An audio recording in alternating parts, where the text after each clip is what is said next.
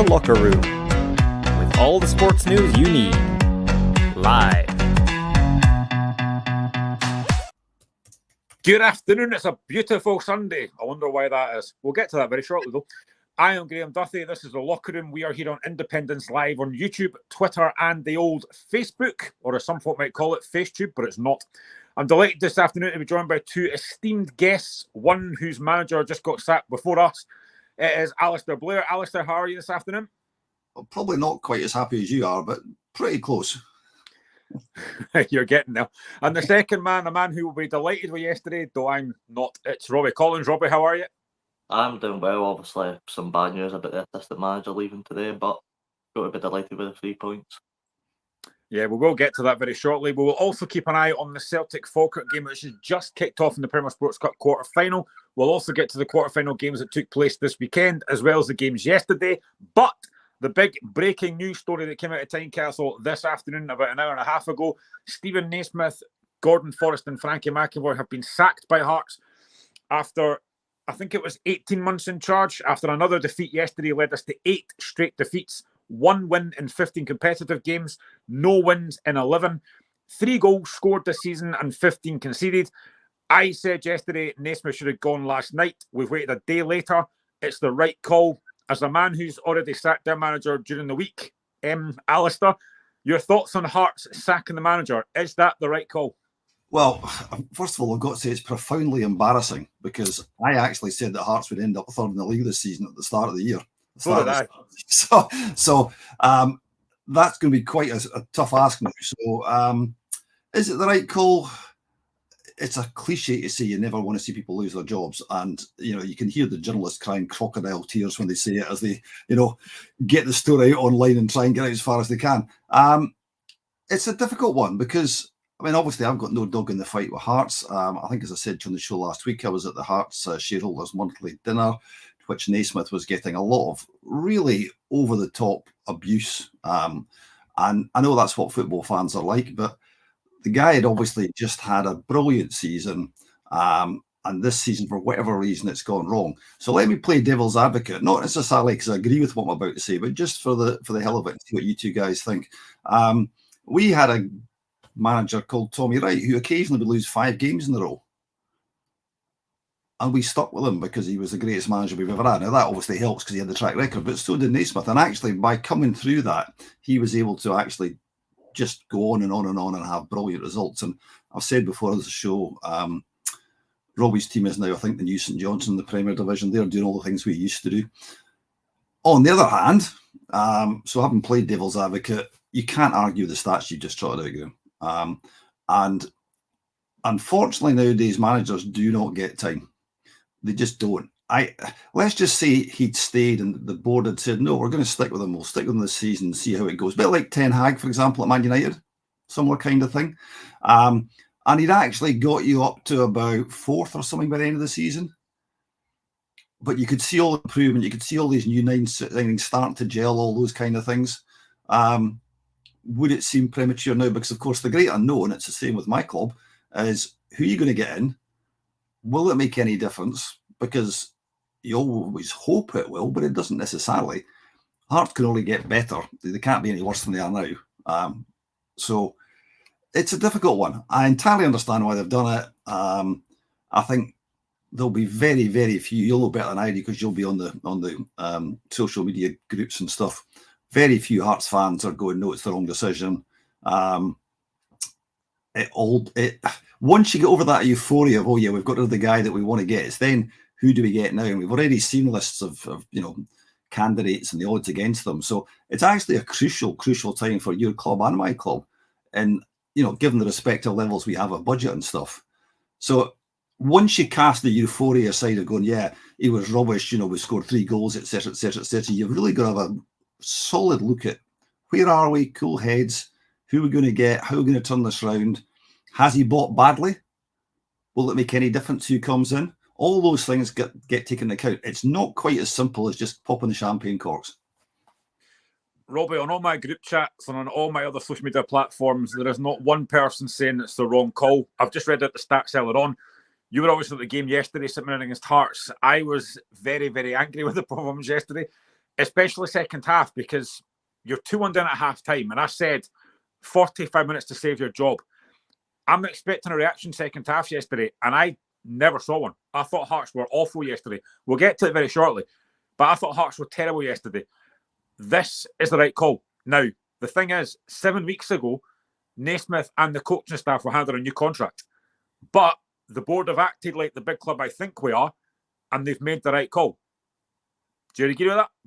Yeah, I think it is the right call. Look, I mean, the stats you read out, undoubtedly, I mean, it did have to go eventually. I think the one thing I'd argue is, you know, it's not just the coaching team that looked gone, it's the players as well, and particularly Lawrence Shanklin, now being able to watch him for the whole game yesterday, he did look really flat at times. You know, there was one time he went for a header, he missed it, and he just sort of turned away, started arguing with the referee. His head was down, he wasn't trying to drift the team forward, get them in attack. It seems like a lot of the players were giving up in a sense. I don't know if it was just on Naismith or on the time at Hearts, but a lot of players look like they just don't want to be there. So it's going to be interesting to me that if Hearts do get a new manager, can he come in and can he turn the players' form? Because, you know, it would have been easy enough just to keep Naismith and hope that he could do it. But I'm not so sure a new manager can come in with a Naismith team with new tactics and change the players' form and the players' mentality, because a lot of them look so deflated. But I think it was the right call in the end, because Naismith, some of his decision making was shocking. I mean, he took Gerald Taylor off at half time yesterday, which I thought was the complete wrong decision. I thought Taylor actually, bar I think it went down as his own goal, actually had a pretty good first half. I think Sean Rooney really struggled against him. So I think some of his decision making at times was baffling, but I agree it was the right decision. Alistair Robin makes a good point there, because whenever a manager gets sacked, it is all about him. You know, he takes the buck, he takes the blame, and he did say that himself a couple of days ago. But the players have got to take accountability. And he's just mentioned Lawrence Shanklin there. I'm a massive Lawrence Shanklin fan. 59 goals in 2 seasons, 30 goals last season. He was outstanding. This season, he has been awful. I mean, I would put it stronger, but I can't swear on live radio. But he has been awful. And yesterday, he was an absolute disgrace for me. His performance was terrible. I think players have got to take a lot of blame. I've heard all week building up to yesterday that the players back him, they're behind him. I never saw that yesterday. And I spoke about that second half yesterday. I saw nothing. I saw no reaction. I saw no energy. The players, for me, as much as Naismith hasn't done well enough, I think the players have let not just him down, but the club down. Yeah, I think you're right. I mean, players do get manager sacked, although it's a two-way street, and the manager is responsible for the team he picks, the substitutions he makes, for motivating them, all those kind of things. And you talked about Shanklin. It's very strange that you've got a guy who scored all those goals in 2 seasons and has just gone completely off the ball. And what's changed? The manager's not changed. There's new players in the team, I get that. But other than that, unless he's been deflated by his experience with Scotland, I don't know. Players will always come out and say the right thing. They're coached in how to speak to media. I think I've said before on this show, that's the reason they always sound even, quite stupid, because they're trying hard not to swear. So from that point of view, they will say the right things. But I'm sure you're same as me. You get whispers round about now. Some of them are just conspiracy theories and grapevine and all that kind of stuff about, oh yes, so the players don't really like the manager. They don't really like what he's doing the training. They don't like the guy that's been brought in. And I've heard those in relation to Saints. I'm sure in the past with something, Robbie's heard similar things. Most of it's not true, but some of it is, because there's no smoke without fire normally. And particularly for clubs, maybe more so like St Mirren and St Johnstone and clubs like us, where you've got not quite the size of Hearts, it's easier for that information to leak out, if you know what I mean, because particularly nowadays with podcasts and all that kind of stuff, players will go on these things and okay, they get sanctioned by the club. So yeah, long-winded way of saying players don't help. And I've seen, I can go back, this has been the case. I remember when John McClellan was the manager of Saints, playing Motherwell, in fact, and a night game. And I would have sworn they were trying to get him sacked. And not only did I think that, the risk of dropping names again, the late, great Bob Cramsey, I remember speaking to him at the time because I was doing some of the Saints history stuff. And he said to me, it looked like your players were trying to get John McClellan the sack because they were sending him hospital passes. And Downing tools, I think, is the worst thing that players can do.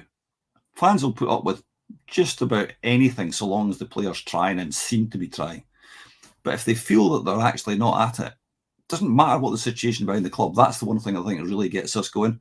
I don't know whether you guys would agree, but yeah, players get managers to sack, but it actually starts at the top, which is why the managers get reasonably well paid. I mean, he'll have had a good payoff, I'm sure.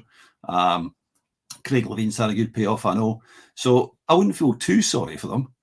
But it's what I said before, what do you do with your club? How do you actually change things now? Because Robbie made the point, will a new manager actually make that much difference for those players? Don't know. What you're the Hearts fan. What do you think? I think, and I said at the start of the season, I think we've got a very good squad. I think we've got a lot of talented players. You've got guys like Jan Danda, Blair Spittle, who I don't think have been used properly. Like yesterday, yet again, Jan Danda, probably the most creative player, and he's on the bench again, as he's been for weeks. I don't get what he's doing with him. I've said it before about Blair Spittle. Again, a creative player, a goal-scoring midfielder, and he plays him in a deep role. There's a lot of things I don't understand about Naismith this season, that he's just done things differently. He's made, I think this season, he's made 16 changes in every game. He's made changes in every game. And apparently Falkirk are beating Celtic with 1-0. That's just flashed up on my screen. Now, I don't know if that might be disallowed. I haven't got the TV on. I've not got VAR here. But Falkirk have just taken the lead, so we'll see if that's actually the case. But there's a lot of things that he's done that I can't make sense of. Robbie, I'm going to come to you with one of these, because one of the biggest ones, and I said this weeks and weeks ago, I think you need to have a guaranteed number one and stick to that unless there's injury, suspension, or a drop of form. I don't know why he's not playing Xander Clark. I'm a massive, massive fan of Craig Gordon, but Xander Clark's done nothing wrong. And right now, Craig Gordon, of course he's going to, because he's getting older. He's 42, he had that double leg break. Craig Gordon looks a shadow of the keeper that he was previously. And I don't know what that says for Xander Clark, that Craig Gordon's walked straight back in, and now he's number one. I think Xander Clark should be number one. Ross McKeever has put Falkirk 1-0 up. Celtic 0, Falkirk 1 after 50 minutes. I mean, that's a big goal for Falkirk, but obviously still a long way to go in that match. But I agree, Xander Clark should be Hearts number one now. I've been very vocal online and saying Xander Clark's personally one of the best goalkeepers outside the two Glasgow clubs, in my opinion. I think he's a very, very good goalkeeper. I can't believe he's not playing right now with Hearts. Gordon yesterday, I thought he looks a very nervous goalkeeper now compared to what he used to be like before, obviously the double injury. He doesn't seem to come out for much anymore. And when he did, he gets seriously hurt again. I've not been able to see a replay, but I did see Olasanya and Gordon get clash at some point in the game. Gordon looked to be hurt again, but I think Xander Clark should be starting, because I don't know. I just feel like he's a very good goalkeeper for what I've seen in Alistair. I know you've seen him at St Johnstone as well. He's a very, very good goalkeeper, in my opinion. I think he's got all. I think he should be starting for Hearts, undoubtedly, in my opinion. I think Gordon's a bit too old for it now, in my opinion, to be the starter. I think he should be that backup. So I'd agree. I think it should be Xander Clark in the number one. Did Xander not get injured after the first game? Was that why he was out? He did get injured, yeah, but he's been back for weeks now. Right. Okay. No, I mean, I think I knew he'd been injured after the first game. It's coincidence, I'm sure, but he played the first game, which is the only game you've had any points in. Now, one player doesn't make the team. He is a very good goalkeeper. As I've said before on the show many times, he's not the best goalkeeper we've had for some time. I think Mitov's better for a start. But he is a very, very good goalkeeper. And he's also the absolute spot on, early 30s, best age he can be for keeper, all the experience. He's won cups, he's played in Europe. There's not many keepers around about Scotland apart from the top flight, the top big clubs can say that. So I agree with you guys, but that's not going to solve all your problems at Hearts. I mean, the thing is as well, watching Hearts recently, I've been at the last couple of games, and there just doesn't seem to be, and actually Michael Stewart spoke about it, and I don't like agreeing with Michael Stewart, but he spoke about the lack of identity, and he's right. I don't see what Hearts are trying to do every week. I don't see a game plan. I don't see a system. It feels like every week, one of the things again that's been mentioned is he changes system every week. 1 week it's 4-2-3-1, then it's 3-5-2, then it's it's changing formation every week. And again, after 6 league games and 9 games this season, all competitions, I don't think Naismith knew his best team, and that's a massive problem. I mean, I probably couldn't tell you what Hearts' best team is just now either, because we've got a few injuries as well. But there's just been so many things at the moment that are just not quite right. Now, a big thing for me, Alistair, and this was something that came out a few days ago as well. I'm sure that you all seen it. There is now this potential link up with Tony Bloom at Brighton. Now, he will be coming in, hopefully with a £10 million investment, but that will be to help with recruitment. It'll be his data from Star Lizards. So what that should do is it should help us in terms of bringing in players and then maybe selling them for profit. I think that's a really good thing. Now, I know a lot of fans are kind of thinking, well, do you know, is he going to be in terms of appointing managers? No. He will have nothing to do with that. He is only about recruitment. Now, if you're Tony Bloom looking at this from the outside, at the moment, and obviously I'm a massive Hearts fan, as everyone knows, but would that £10 million investment for Tony Bloom be a good thing for us and for them as well? Well, spoiler alert here, if you go on the Scottish Football Supporters Association website tomorrow, you'll find not just an article, but almost an essay, not about Tony Bloom, but about this entire subject, because if you're going to invest that kind of money in young players and bring them through and sell them on, that is an extremely good thing.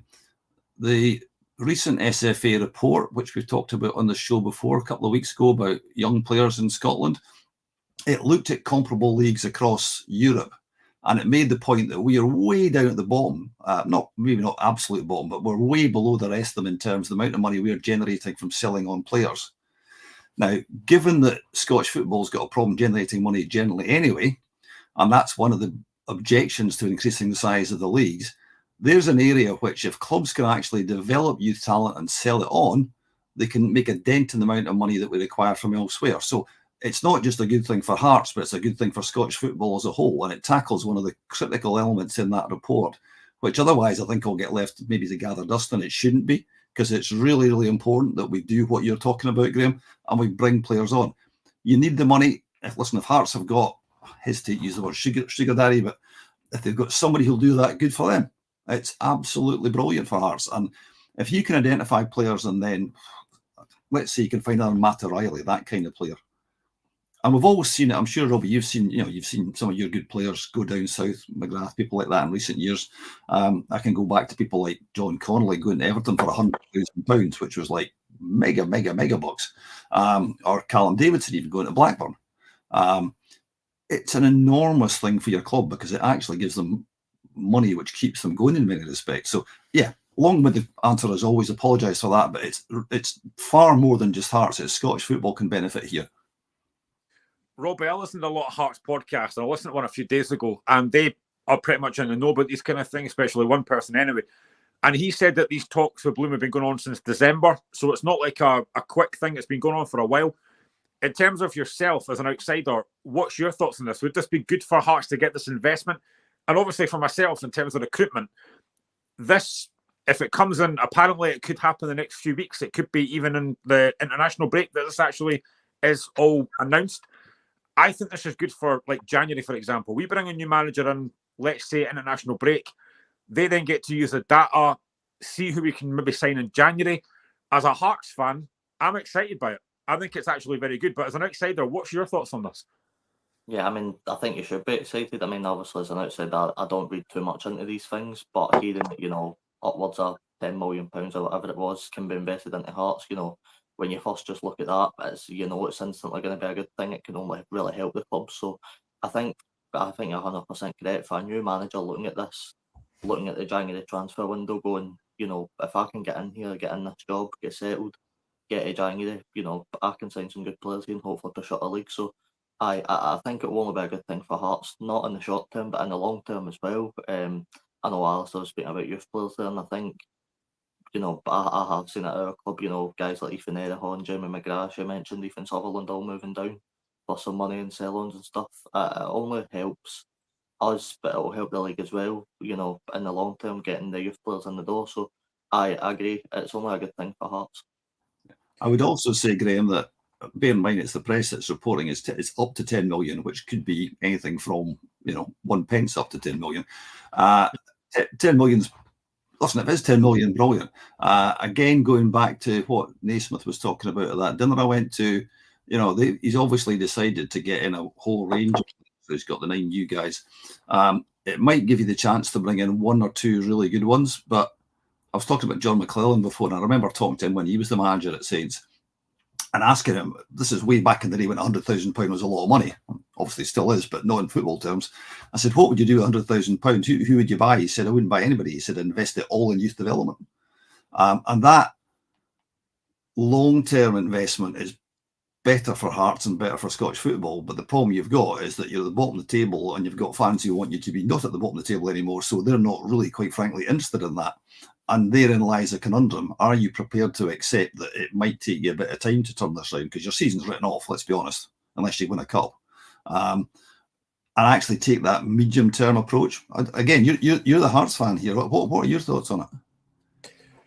I am excited. I can understand why a lot of folk are kind of sceptical. You know, a guy coming into Hearts to maybe put investment, it's, you know, it kind of smacks the roll off again. But I mean, that was they were kind of fun times. There was a lot of good things about that, but a lot of really strange things because, like, every day you woke up and there was something different. He was having arguments with referees. He was sacking managers. It was mental times. But this is completely different. I think Tony Bloom will come in and actually be good for Hearts. Now, apparently, if in a couple of seasons this whole recruitment thing has actually done a good thing, then he might look to get a minority investment, which I'm happy with because Foundational Hearts are never going to give him full control. That won't happen. And I quite like that as well. It is now Celtic 1, Falkirk 1, so maybe normal service resumed at Celtic Park. But I'm excited by it. I think we need investment. I think we need somebody else to come in with new ideas of how to recruit players because actually it was mentioned about an hour ago on the Hearts website about the recruitment that we've had. It's not been good enough. Like I said, start of the season, I've been pleased with a lot of the players we've signed. I actually think our best signing just now, bizarrely, has been James Penrice. I think he's been fantastic so far. But we need pace in that team. And that's something, again, listen to one of the Hearts podcasts I listened to. Tony Bloom had actually already seen the Hearts squad and he'd already identified areas that needed strengthened. And he actually said that one of the things Hearts lack is legs. And he's right. Now, in January, if we can change that, then fantastic. Get pace in the team. I'm happy with it. But I understand why folk are sceptical, thinking, right, because actually somebody did mention this. Is there a catch to this? I don't think there is, personally, but everyone's got opinions about it.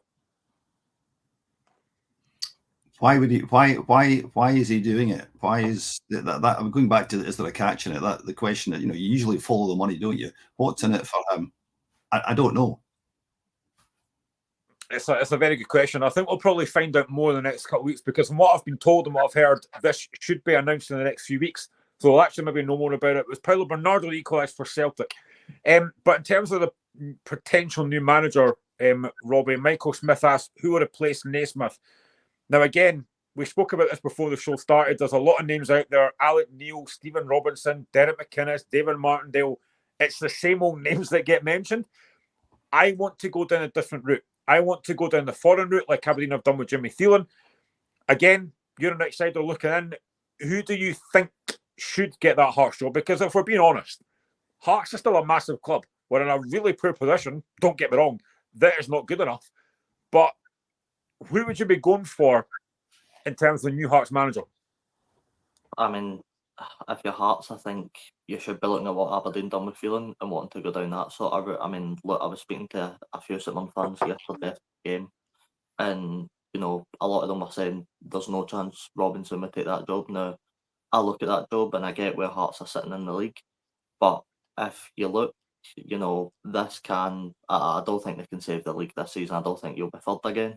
But if a manager can come in like Robinson and get ease up the table, you know, any manager looking at that job who's in that odds running list will be looking at the prospect of European football, also a run at another cup as well. I mean, with the players that Hearts have, you know, there's no doubt that they're a bit off form right now, but that is a real squad full of quality. So if you're any of the managers on that list and the opportunity arises, in my opinion, there's no doubt a Robinson would take the job. In my opinion, I don't think Hearts should be looking at a Robinson or anybody else that's in and around Scotland, the usual names on the list. I think they should be looking more outsider like feeling. But there's no doubt if any of them get offered the job, they'd probably take it. So it'll be interesting to see what Hearts do. But I mean, what are you thinking? Who would you like to see? Is there any names that are on your mind? There's no one really jumps out at me. I'd like to go down a foreign route. Again, some of the names on the list I'm not overly inspired by. Again, Alec Neil maybe could do a decent job. Ryan Lowe that was at Preston maybe wouldn't be a bad shout. Stephen Schumacher, again, wouldn't be a bad shout. Now, watch Alistair's face when I say this, because I saw on the bookies list that Craig Levine's name was on that list. If Hearts even think about going down that road again, I will be furious. Alistair. I believe there's a Bulgarian called Craig Levinsky who's actually really good. I will be more surprised if Craig Levine went back to, well, if Hearts asked him to go back, than I would if, well, pair him anyone from 10. It's interesting you talk about foreign managers because some Saints fans are saying the same thing, and there's a tendency to go, oh, it worked for Aberdeen, it'll work for us. And lots of clubs have been down foreign managers in the past, and it hasn't always worked out. And you tend to want, let me just take it away from foreign and just say somebody without experience of Scottish football. Yeah, that's where I would go with that as well, to be fair. Because that's the one thing, because we've probably all had experience of this at our various clubs, and other fans watching this for their clubs will have similar experience. Oh, we brought in this guy and he's great, and he doesn't have experience of Scottish football. He doesn't have the contact. He's just a rookie, therefore he's really not got a very good address book. All those things go against it. If I was a manager interested in the Hearts job, and I think Robbie's right, they will go for money. They're like players, of course. They're not daft. They've all been players, most of them, and that's what they'll do if their clubs will let them. But my first question would be the thing we've just talked about. This £10 million investment, is that going to happen? Here's my plan for spending it. Now, from my experience with my club, I know that the managers who impressed Jeff Brown before they got the job are the ones who turned up with fully formed plans. The ones who actually sat down and said, look, I've looked at all your players. I've got a list of all their strengths and weaknesses. And I know this because, again, club historians, how you get to speak to these people. Here's where your weaknesses are. Here's where your strengths are. Here's who I think we can bring in. By the way, what about this 10 million quid? Those are the kind of people you're wanting. People who are actually thinking about it, not just somebody who is, dare I say it, always been on the lists. The only person who's missing is John Hughes and Neil Lennon. I can't see them getting it for obvious reasons. But it's those kind of old guard, and we see it all the time. Alec Neil would be a good shout. He's probably made a bit of money in England, so he might be prepared to come back. He maybe wants one last job in England. Who knows? But that's another problem, is that some of these guys are on big money as well abroad. And even for Hearts, maybe it's a bit much. So it's not easy, but as I said earlier on, it's absolutely critical. I mean, if Robinson went, let's see, that wouldn't be a bad choice. I could see him doing a good job there. But the problem was then passed on to Robbie, and who would he want? And it gets passed down the line. Yeah, Robbie, I think it's important that Hearts get this appointment right, because we can't afford to get this wrong. I said it earlier on. We gave Naismith a new contract 7 weeks ago, and now we've sacked him, which I think is the right decision. And listen, I respect Stephen Naismith. I think he did a good job last season, got us third, got us European football. A lot of that was to do with the fact we went on a run from December till the end of the season. We lost about 3 games, but also Lawrence Shankland was scoring goals. He's not scoring now. But this is a big appointment. Hearts can't afford to get this wrong. Now, like I say, I think Liam Fox will be in interim charge. There's an international break coming up in a few weeks where I think Hearts might make an appointment. But how critical is it, obviously for myself as a Hearts fan, how critical is it that Hearts get this right? This is season defining for Hearts, and I think if you look at Alistair's team, St Johnstone as well, both teams can't afford to take a risk on a young and experienced manager here. Both teams need to get a manager who knows what they're doing. Maybe not knows the league if Graham's saying Hearts want to go a foreign route, but you need a manager in there that's got the experience just being a football manager and winning stuff and doing this and that, and knows how, to properly manage a club. I don't think, I've seen names like Rhys McCabe being flung around for the jobs. I don't think you can afford to take a punt on someone like that that's so inexperienced right now, because it might not work. So I think if, Graham, I don't know if you agree, but if you look at some of the managers on that list, if it did come to a point where you're maybe taking McInnes or Robinson or Neil, any of them, I don't think it could be the worst thing in the world.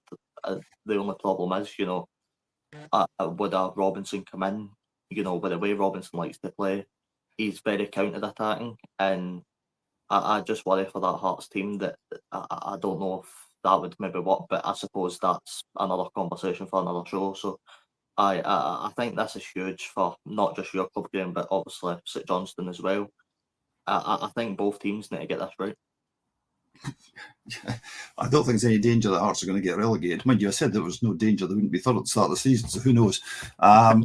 There's a serious danger that we are going to get relegated. So it's, with the greatest respect to Hearts fans and Graham, I would say it's more important for us than it is for Hearts, for the very simple reason that it matters massively to us to stay in the league. Hearts are going to climb the league at some stage.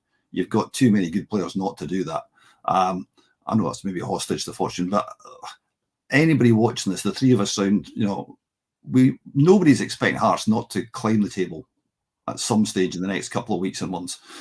Whereas most of us probably aren't expecting St Johnstone to do that. So I think it's, in relative terms, more important for us.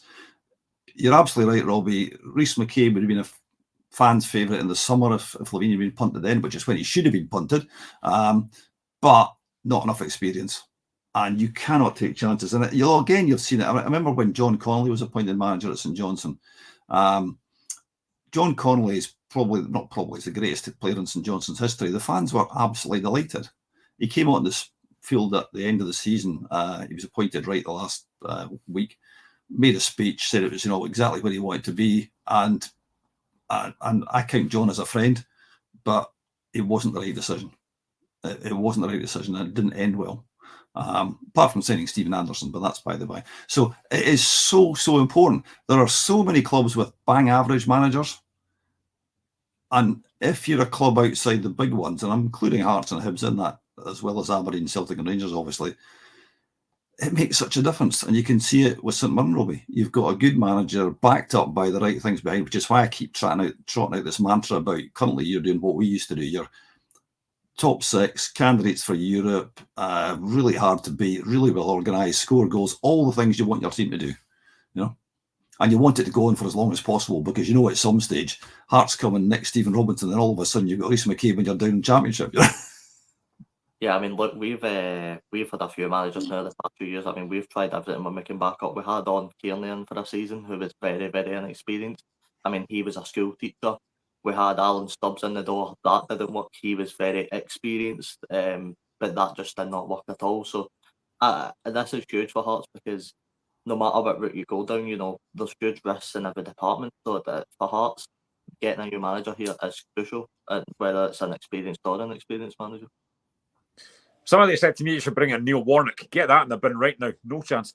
I actually heard an interesting interview a couple of days ago as well from Ian Murray that was sacked by Wraith Rovers, and he basically said that it was a 3-minute phone call. He wasn't even called to the office. He got told over the phone he was getting sacked, and obviously he didn't think of the right decision.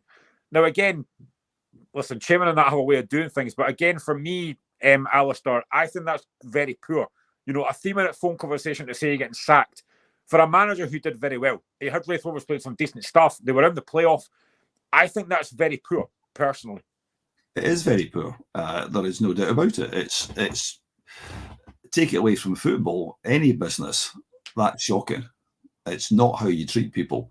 And Wraith Rovers, dare I say, are reaping the whirlwind. And it goes back to everything we've just been talking about. You make the wrong decision, and look what happens. Now, Wraith Rovers could have got promoted last season. Okay, the final hurdle was a bit too much for them, but they must be regretting getting rid of him. Ian Murray was on the shortlist before Levine got the job at Saints, I understand. And a lot of people have been quite happy with that because, again, experience, what Robbie was saying, knows the game in Scotland. And he had Wraith Rovers playing good football.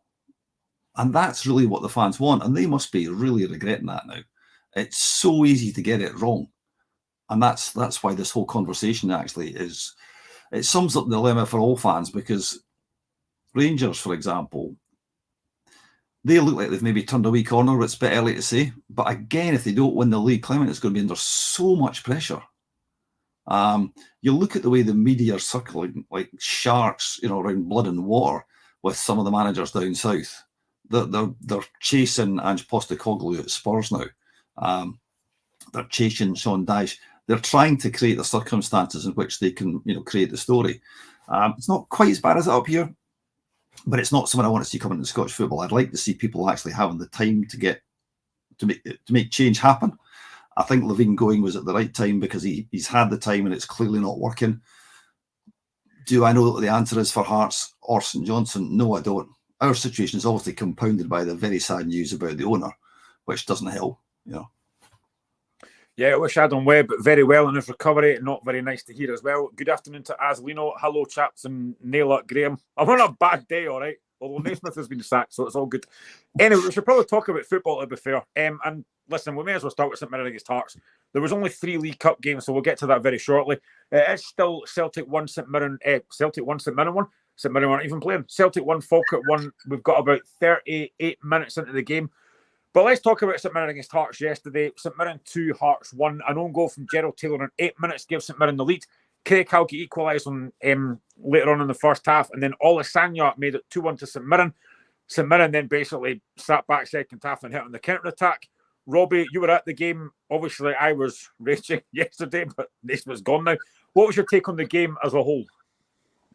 I mean, I don't even know where to start with this.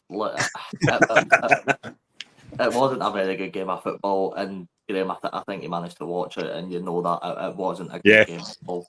I think when we're looking at managers, that's where the big, difference in an experienced manager like Robinson Naismith comes into play, because not to jump too far ahead very quickly, but at half time we made the sub bringing Scott Tanser on for Jayden Brown, who Jayden Brown wasn't very good, but you took off Gerald Taylor, who from what I watched actually looked very, very good, and that changed the game. I thought Tanser had a perfect second 45, so I think that just shows the difference in managers there. But in terms of the game, I mean, Tiosi Olasanya, that turnaround for him has been magnificent.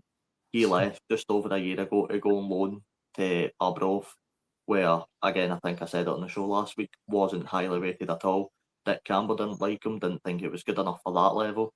He came back up here, and from what I heard at the time, Robinson basically said to him, "You've got one chance this season to turn that around, or you're basically gone," which, is fair enough. He didn't have a good record at all, so he had a lot to work on, but now he's troubling every defence in the league. He's non-stop scoring now, and I hate this sort of we need a 20-goal a season striker. It is the most unrealistic opinion ever. I hate it. No, we have no right in having a goal scorer that's can score 15, 20 goals a season. We're not that club, so to have a guy that's even, I think he's second right now in the top scorers list this early in the season, is absolutely magnificent. And I actually thought he gave the Hearts back line a really, really tough time yesterday. In particular, the second goal, Graham, I know you spoke about it and said it was poor defensively, but the header down for Killian Phillips was absolutely amazing. And then the finish, in my opinion, was even better. To hit the ball like that straight in the top corner is brilliant, and the situation that he was in was amazing. So I really enjoyed that second goal. I thought Phillips was good for it the whole game as well. I thought he really controlled that midfield. When I'm going to be honest, again, that's where I struggle to sort of see Hearts' system. I mean, a lot of the time it was just play around the back and try and get it in the wings. Whereas, you use that midfield, you had Blair Spittle in there, and I can only remember maybe getting on the ball about 5 or 6 times during the match. So I think it was really poor system again for Naismith. But taking that away for us, I mean, look, it was a very professional performance for us. We get the job done, especially in the second half, where, last week against Kilmarnock, we couldn't exactly hold on to the lead, and that was one of the things I said to my dad at half time. I was like, we need to get another one here, or else, they probably will score. But Hearts never looked like scoring. I think it was one shot on target the whole second half. So I am very, very happy with that performance. Graham, I'm sure you'd be happy for the fact that Naismith gets sacked. But I thought it was a very good afternoon for us overall. But again, I think the game was won and lost in set pieces. That just shows how crucial they are this season. That was 3 set pieces and 3 goals for each. So it is a very big thing to work on this season on the set pieces. Yeah, when I spoke about this earlier, Alistair, obviously St Mirren are a very decent side this season. They're sitting 5th just now after that win yesterday. But I said it earlier on, when you're a club like Hearts that are struggling, you're looking for some kind of reaction. And I said it earlier, half-time we weren't great. We'd had 1 goal from Halkett, a good header from a set piece. Our defending was awful for the 2 goals though. But I'm expecting a reaction second half. You're managing under pressure. You've got a big, big backing from the Hearts support that was there yesterday. And I'm expecting a reaction second half. And those players, like I said earlier, yes, manager takes all the blame. But those players yesterday, second half, for me, I'm not going to say they down tools because that's maybe a bit harsh, but they just had nothing about them. And these are players that, again, I've heard all week, I've heard Cammy Devlin, Stephen Kingsley, Lauren Shank coming out and saying, we're backing the manager. Yet not one of them showed that second half yesterday. If you're under pressure as a manager, you need your players to react. I saw none of that yesterday. It was awful again. Yeah. I think just before I actually sort of kind of answer the point you're making, I do have to smile because every time I'm on the show and Robbie's on and he says, it wasn't a very good game, but St Mirren always wins. But I saw the highlights. I've read various reports. The impression I get was a combination of things. As Robbie said, it was the way Robinson read the game and made changes. And then listening to his post-match comments, he said they were really comfortable in the second half, which I think is kind of what you said as well, Robbie. And Hearts, maybe they didn't down tools, but I tell you one thing, and I've got a lot more experience of it than you two guys have recently. When a team's doing badly and confidence is low, it's really hard, I think, for players because they think everyone's going against them. They can see the game going away from them, and they're frightened. They're scared to do things in case it goes wrong because they know they're going to get dogs abuse off the fans. Worse at home, obviously, but with Hearts, the big away fan, it's difficult as well. So I think it's a combination of all those things. Players really are scared that they're going to make a mistake, which is going to cost them. You talked about the fact it was all set pieces. Well, I don't think anybody's got more experience of losing goals at set pieces than St Johnstone. All Celtic need to do is just play for free kicks in our half next weekend, and you can guarantee about 3 or 4 goals. I suspect that a large part of it is down to lack of confidence, not lack of ability. And I've seen that in my own club and any club that's doing badly. It permeates the players. They're frightened of making mistakes, and therefore they make more mistakes as a result. Yeah, I mean, Robbie, obviously you were there yesterday watching that game, and I think you used the word comfortable. I was honestly furious for that second half yesterday. I was watching it with my laddie. He was watching it as well, as a massive Hearts fan as well. And I saw nothing from Hearts. All St Mirren are to do is sit back, let us have the ball, and we do nothing with it. Now, Naismith, thankfully, is gone now, but he wants to be a possession-based team. And I think I read a stat at one point yesterday where I had like 60% possession, but hadn't created anything. I mean, that's the word you were right to use. You were comfortable. At no point in that second half did I think we were going to score yesterday. And that's a damning indictment for Hearts are just now. St Mirren didn't have to do a lot yesterday. Now, I agree. I think Olasanya was very good yesterday. He ran our backline ragged. His movement, his physical presence, his pace was brilliant yesterday. But you were comfortable because we were offering nothing in that final third. Yeah, 100%. I mean, luckily the good thing about St Mirren is we like to play counter-attack, sit behind the ball, give away possession football, which always works in our favour at home, which is why we're so hard to break down at times. But again, the substitutions made everything in that game. I believe that Naismith made the wrong substitution at half-time, taking off Taylor and bringing on Oda at some point as well. I think that was the wrong move to make. And I think Robinson made all the right substitutions at half-time and during the match. And I think that's it's hard to say whether it's where the game was won and lost, but it certainly made a difference because it took away all of Hearts' key attacking threats and it really limited them. And you could see it during the game. They were so flat in the final third. I mean, Van Veen came on the park with 20 minutes to go and had more shots on targets than Hearts did throughout the whole game. So I think that just showed you how poor the Hearts performance was. But yeah, we were so comfortable and it was good to get the 3 points because, again, we haven't won since the opening day of the season. So to get that win was absolutely crucial. Ahead of a big match next week. I mean, look, it doesn't get easier for us, but I'm waiting for a part next week to take on Motherwell. And they'll be full of confidence after that cup game. So I'm delighted we get the 3 points, but I agree we were very, very comfortable. And I actually want to touch on Alistair's point about, players being scared because, Graham, I know you spoke earlier about Penrice, and I actually thought Penrice was very, very scared yesterday.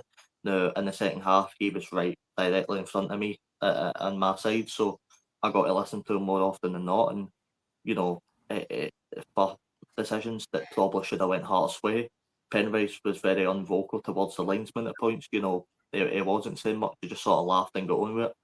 And then, on the opposite end of that stick, you had Shankland at points where it was probably about 2 seconds off of getting sent off. He goes over and argues with the referee hands him a yellow, and it just keeps going, almost like he wants to get himself sent off. So, it was baffling to watch Hearts yesterday, I think, and I think it was just a game where I don't think it mattered what substitutions Naismith made.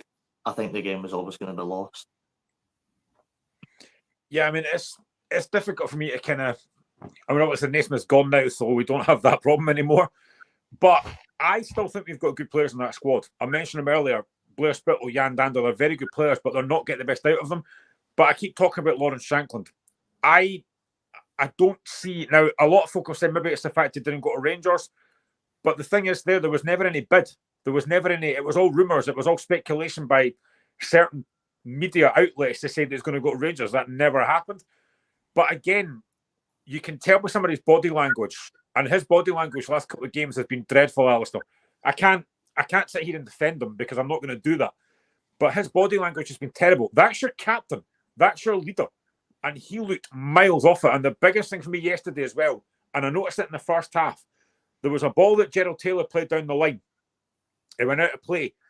Kenny Vargas turned around and was absolutely going mental at him. There's something not quite right in that Hearts team just now. And by the way, Falkirk have just taken the lead again against Celtic. Celtic won Falkirk 2 just in the stroke of half-time. But there's something not quite right with those Hearts players just now. And I saw it yesterday numerous times. Sorry, I'm still digesting Falkirk beating Celtic. I'll tell you, I'm glad we're not playing Falkirk next weekend. It's only Celtic. Shankland's interesting because obviously I haven't seen him apart from on the television, and he's not scoring goals, so he's not actually featuring that much on the television. When he does, he doesn't look the same composed player. Robbie, you can confirm this, but on the radio they said that he was the only Hearts player who went over to the Hearts fans after the game. Is that right? Yeah, I'll give him credit for that. I will give him credit for that. The Hearts players stepped up to the halfway line. Shankland was the only one that went beyond that to go to the Hearts fans. Yeah, I mean, it's really hard for players. I mean, I've seen quite a lot of that in the last year or so with Saints, but when you've had a poor result, I think the players do need to go. I mean, no matter how much, they're going to get abuse, a lot of it, which is unfair. But they'll also get some people who recognise, as Graham said, that actually they're stepping up to the plate and they need to do it, because you've got to maintain that link with the fans. And I think that's really important, because if you lose that as well, then it just makes the situation worse, because the fans turn up next week ready to boo rather than ready to try and support, because they've just seen what looks like disengagement. So all that kind of... I'm not a psychologist, but it strikes me that all these things help create this situation at Hearts where you've got low confidence, poor results, fans blame the manager, players scared to make mistakes, and you're bottom of the table.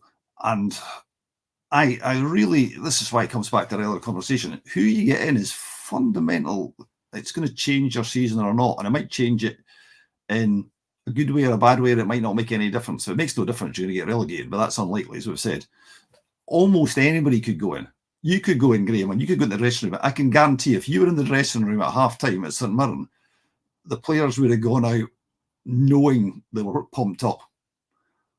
Because people like you, and I can think of people like Gordon Muir at Saints, who's, you could put him into the Saints dressing room at half-time and he would tell the players exactly what they had to do and how to actually go and demonstrate that they actually were playing for this club. You kind of wonder what's said. It really does make a difference. I mean, the half-time whistle's just gone at Celtic Park. It is Celtic 1, Falkirk 2. Finn Yates was the goal scorer on the Falkirk second goal. Before we come back to the Hearts game, Robbie, what's our first half from Falkirk? They're having a fantastic season so far. They're sitting second in the Championship. They were 43 games unbeaten. They've got 2 games in hand. They've now gone to Celtic Park. Now, yes, Celtic are fielded a weakened team, but it's still a strong Celtic team. For Falkirk to be 2-1 up at half-time, now, yes, things can change. That's a fantastic first half from John McGlynn, isn't it? 100%. And I was actually looking at the Celtic team before we came on, and it should be a team that's very capable of beating Falkirk. It's actually a Celtic team that's probably capable of beating most teams in the league, to be honest with you. That's how strong I think they went. But full credit to Falkirk. I mean, getting 2 goals at Celtic Park isn't easy by any means, and it barely happens in any of the top flight teams. So for them to go there and get 2 and be leading at half time is big, and you never know what can happen in the second half. Falkirk might find themselves in a semi-final here. Well, Falkirk have got a reputation for beating Premier Division teams in this cup already. I don't feel so bad that Hearts got knocked out now. They're going to Celtic Park and winning 2-1. But yeah, I mean, Sean McNeil is watching it, so he says Falkirk are playing well. That doesn't surprise me on a good side.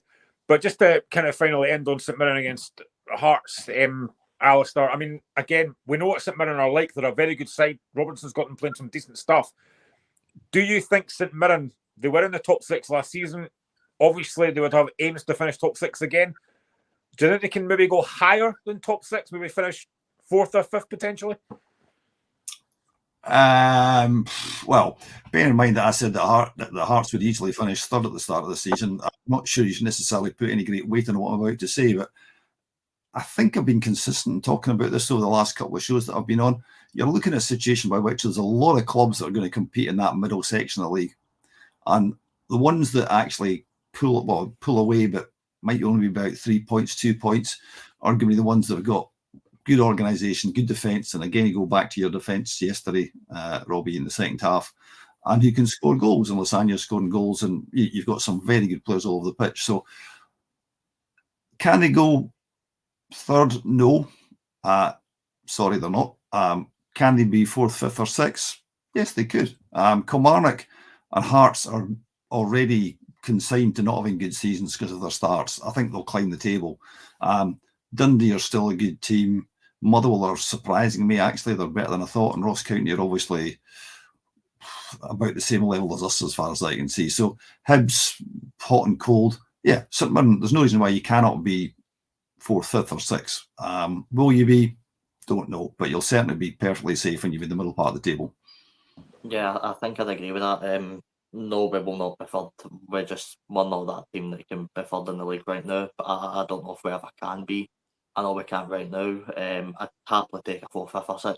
I predicted us 7th at the start of the season, just because I thought, more teams would get better than worse. So I'd happily take in the top 6 again. But I just want to make one more point in the game, and I noticed that, around the 70th minute mark, I think it was brought up in the group chat that, Hearts fans were making their voices heard about Stephen Naismith, and obviously I sat right next to the away dugout, and it was interesting to see Naismith's body language as he turned around, because after the chants were made, he turned around and walked back to his bench, and he just looked so deflated and gone. And I think at that point I sort of looked and realised I think he knows that at these times probably up here, and it was just really interesting to see that one moment. But I think we'll be top 6 again, hopefully.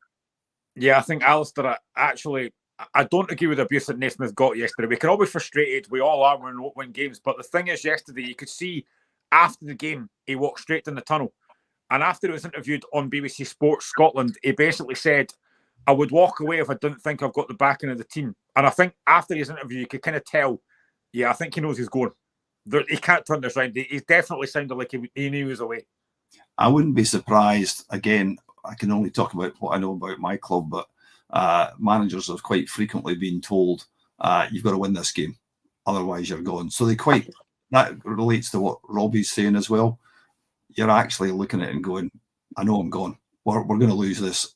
It's just a question of when they actually announce it to the press. Well, we have a surprise guest this afternoon, and no wonder he's smiling. If you know who he is already, it's Alan Risk. He's a massive Falkirk fan. He has a massive grin on his face. Alan, how are you, mate? Man, I am absolutely buzzing. Right, cancel the game. Somebody phone up Celtic Park right now. Issue a bomb threat. Get the game cancelled early. Even if we end up getting humped in the second half, it's just so good to see a team play football at Celtic Park and get rewards for it. So proud of these guys. I've just been speaking about it just now, Alan. I mean, Falkirk, 43 games unbeaten, gone to Celtic Park, a team that plays, people just don't win. Celtic just hammered Slovan Bratislava 5-1. You're a championship team, but you've gone there, you're playing apparently some decent stuff. I mean, what a first half. Listen, there's still a second half to come, but what a first half from Falkirk. The thing is, it's like we started the game the first couple of minutes. You had Nicky Hogarth put a couple of passes misplaced, and I thought he's nervous. And a few of the boys also looked a bit nervous. But then he made that save, that fingertip save for James Forrest. And I thought, right, that's him in the game now. And you just need each individual player to have a moment like that, just to give themselves confidence. They can, like, they were in this fixture, we can do Celtic damage. And gradually each player did. Like Mackie had a couple of one-on-ones that he managed to get the ball at his feet. Obviously Tate sort of came into it with Callum McGregor getting really tight with him. Agyeman, obviously, like I think the size of the pitch here and the fact that we've got a team playing against us so open, as Celtic would do because they expect to win, that's coming into our advantage, because in the Championship and in League One, obviously, teams would be the opposite. We'd be the Celtic in that scenario. We'd be up against a low block, a team who'll try to get us on the counter. Whereas right now, we're actually countering Celtic and going, actually, there's an awful lot of space here. And we've got Agyeman and we've got Miller. And I'm loving this battle with Agyeman on the side. And they keep mentioning you've got the Barcelona on loan left back. And you've got Agyeman, who we got for Kelty Hearts. And then you've got Keelan Adams, obviously, ushering out Bernardo and Palma. And Keelan Adams was playing for Cumbernauld Old Colts last year. Like, you've got this is a team full of, like, obviously guys who've played in Premier League academies, but also all these quality players with brilliant stories. Finn Yeats, we got him for Aberdeen's Youth Academy, played in the I don't know if you under 16 Scotland or under 18s or under 16s Euros a few years ago for Scotland. And obviously he's came into us quite young, maybe 18, and now he's obviously coming up, getting a wee bit older. But each of these players has their own story, and a lot of them are Scottish. And they're turning up today and getting a very, very, very good alternate Celtic team at a cracking game. Yeah, I mean, Alan, I can see how happy you are. It's obviously the second half still to come, but even as a Falkirk fan, you couldn't have expected to go to Celtic Park, a place where most teams just don't win, like I said earlier, and play like that. No.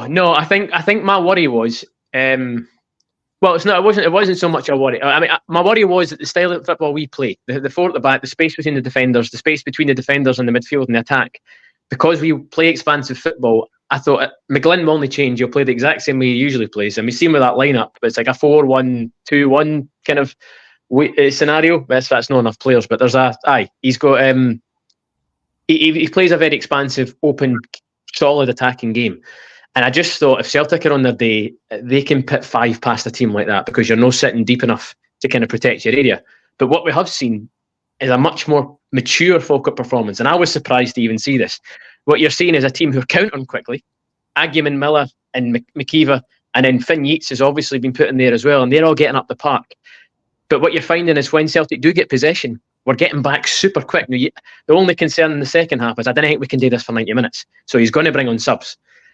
And we might lose a bit of intensity, and then that's where Celtic will get more and more of the ball and more in the game. But so far, they're able to switch that counter-attack into solid defensive unit, and Celtic are just having to pass the ball around the edges. And I'm actually looking at guys like Trusty and guys like Welsh going, why are you, like, Cole Donaldson and Henderson. Henderson's obviously typically a midfielder, but Cole Donaldson and Henderson are in situations that are the opposite to this, where we've played against somebody in the last year or so. You'll find that Henderson, I think he done it this season, scored an absolute screamer, because we're not getting into the box. So these guys are taking a long pinger outside the box, because that's all you've got. And it's worked.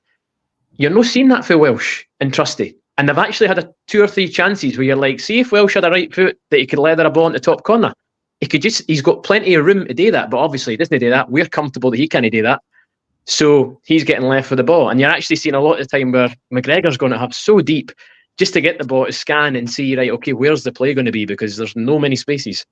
So no, this second half, I think it's an easy one for me to say as a get out, but I think what we will see is Falkirk fatigue, because you can't play like this for 90 minutes. We've not done it yet, I didn't think, and we always have a period where teams are going to get on top of us. However, we've got a goal advantage. So if we can just save that, they need to score twice, and they've only scored once. So if we can just make it really, really hard for them, we could take this beyond the 90 minutes. Alan, I know you're a Falkirk fan, but I have to ask you about what we were talking about earlier on, start of the show. Me as a Hearts fan, obviously, the sacking of Stephen Naismith. What's your thoughts on that? And also, because I've also seen the bookies odds, John McGlynn is on that list. I'm not surprised. So what's your thoughts on Hearts sacking Stephen Naismith? Because I, personally, I'm fully behind No. You should have kept him, absolutely. John McGlynn's a terrible manager. You don't want him at Hearts.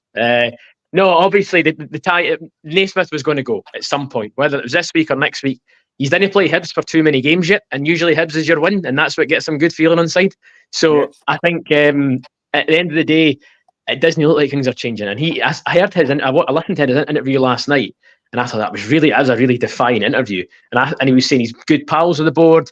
He's got a great group, a good relationship with all his players. Everything's really good. Like it kind of sounded like, oh, actually, Hearts will have them for another game or two. But then obviously wake up this morning or lunchtime, and you see the news. So I think Hearts needed to do it. I think he's had enough time. Now's probably the best time if you get someone in pretty much immediately. Because the thing is, you're on that eight game losing run. After 5 games, the board must have been looking at somebody and going, right, if this continues, this is who we need to get. It's got to game 8. That's a good few weeks. It's enough time to go, right, we know our man, let's get him in. So if you see somebody come in tomorrow or Tuesday, perfect, right? If you didn't, that Minsk game, you need to beat Minsk, man. Like you need to have somebody in that can get a result there. 1, for the money, and 2, just for in terms of the quality of opposition you'll be playing. That's one of the winnable games. So I think in my eyes, I'm seeing Europe as a bigger picture. Obviously, you need to stay in the league, but if you're good in Europe, you'll stay in the league. So I think it's the best thing for Hearts. Get somebody in quickly. It's no McGlynn though. You'll no get McGlynn. McCabe, get McCabe. Well, Ian Murray's free. Obviously, McCabe, if you're looking for somebody just to steer the ship to the end of the season, I think Murray's a great manager. Again, there is a lot of managers. I think, to be honest, the way you recruited the players, I think it has to be a higher calibre than any of these guys. I think you need to go for somebody big. Now, whether that's pinching somebody like a McInnes or like somebody like a Robinson or whatever for the Premier League, that's a bigger fish to fry because that's money spending on somebody. But there must be somebody out of job who Hearts, with the profile they've got and the kind of aspirations they've got and the players you signed. I mean, a lot of folk are talking about the recruitment and maybe some issues, and I'm like, no, you signed like Danda, who was seen as one of the best players in the league last season. That's a statement signing. And then obviously you've got the other guys you brought in. I think it was Pernis and whatever, and then this Colombian left back or whatever, right back or whatever you did as well. You spent money, you brought smart recruitment. There's talk of Brighton investment. It's an attractive package at Hearts, and you've got a good team that just needs to find something to click. And I think Jurgen Klopp coming in. I want Jurgen Klopp. That's Klopp. it. Jurgen Klopp's out of job. Exactly. Bring in Jurgen Klopp. But no, I think you should be aiming high. McGlynn's too low for you guys, so just I wouldn't go for McGlynn if I was you. Fair enough. Well, Alan, I'll let you get back to the second half. I know you're excited for this, and good luck for the second half, mate. Cheers, man. Absolutely cheers. Have a good one, guys, and I'll chat to you soon. No worries, mate. Take care. So that was Alan Risk, a very, very happy Alan Risk. He might not be happy in about 45 minutes, but let's see what happens. But anyway, let's move on to another team that has sacked a manager, Ross St Johnstone. Ross County 3, St Johnstone 3. What a game that was yesterday. I never thought that would be a cracking game, to be fair. But Ross County took the lead on 90 minutes through Ronan Hale. St Johnstone equalised through Dre Wright. And then went 3-1 up through 2 fantastic free kicks from Nicky Clark on 60 and 84 minutes. But Alex Samuel equalised on go back on 87 minutes, and Akil Wright on 97 minutes gave it a 3-3 draw. Alistair, your emotions must have been a bit crazy last night. You know, to be 3-1 up and not manage to win the game, that must be very frustrating because you're on course for a very good win yesterday.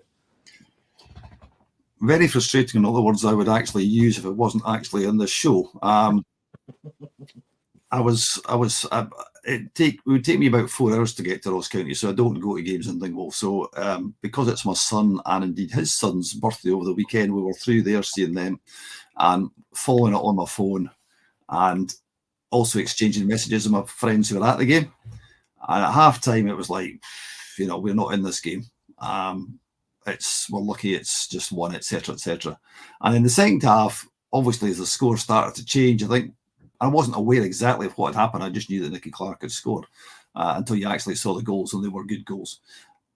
And then you're 3-1 up with 4 minutes on the clock to 90 minutes. You should not lose.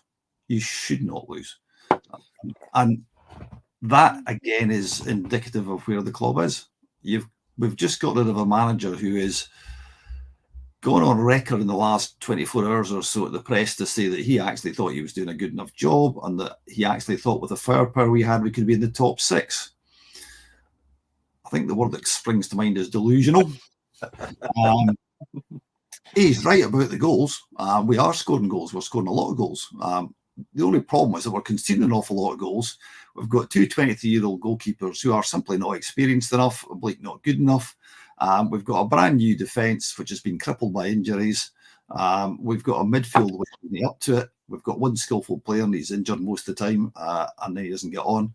We've had a manager who made rubbish substitutions at the wrong time. And that's why we are almost certainly, after the next two games, which are Celtic and Rangers, going to be probably, if we're not bottom of the table, we'll be starting to head in that direction. The next game after that is Ross County again at Perth. And that's the one that, I mean, we needed to win yesterday. We absolutely did. And if we had done, everyone would go, oh, yeah, it's a bit of pressure off, because it would have been 6 points, maybe get another 10 points every quarter, you're fine. I think most Saints fans are pleased.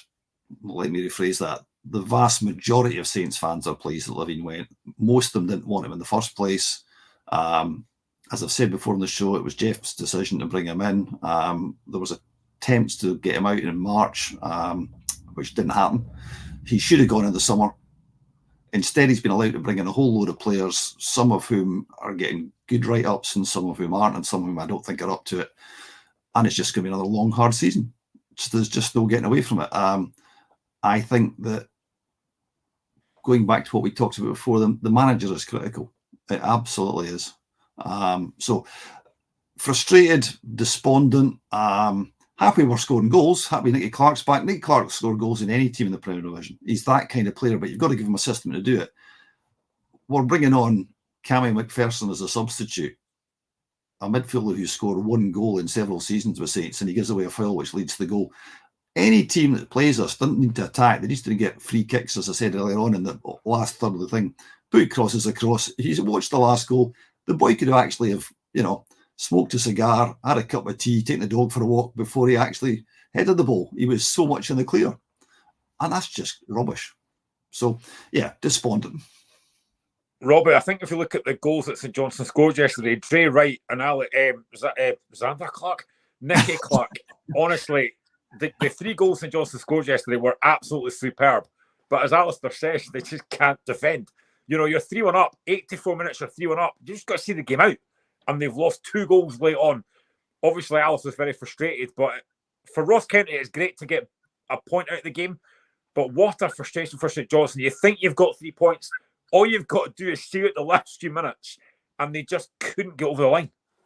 Yeah, I remember walking out the stadium yesterday after the game and checked my phone, and I just looked. I was like, 3-3, really? If they got that wrong, like, I just never expected that to be a 3-3 type of game. I always thought, whenever you look at that fixture, no offence to either team, but I always go 1 goal's probably going to sneak it here, 1-0 somewhere. So to see 3-3, it seemed like it was a half decent, entertaining game, but no doubt, every St Johnstone fan will be frustrated that they managed to hang on 3 points there, because they are the type of games where if you can go away to Dingwall, no club in the league really, unless it's, any of the big sort of team, go to Dingwall and score 3 past Ross County. So to do that, you instantly think, right, we probably should be winning here if we can put 3 by them. But it just seemed like the defence capitulated in the last few minutes. And obviously, I've not seen the game, so I don't know exactly how it went down. But it sounded to me like Cammy McPherson had another disaster player. So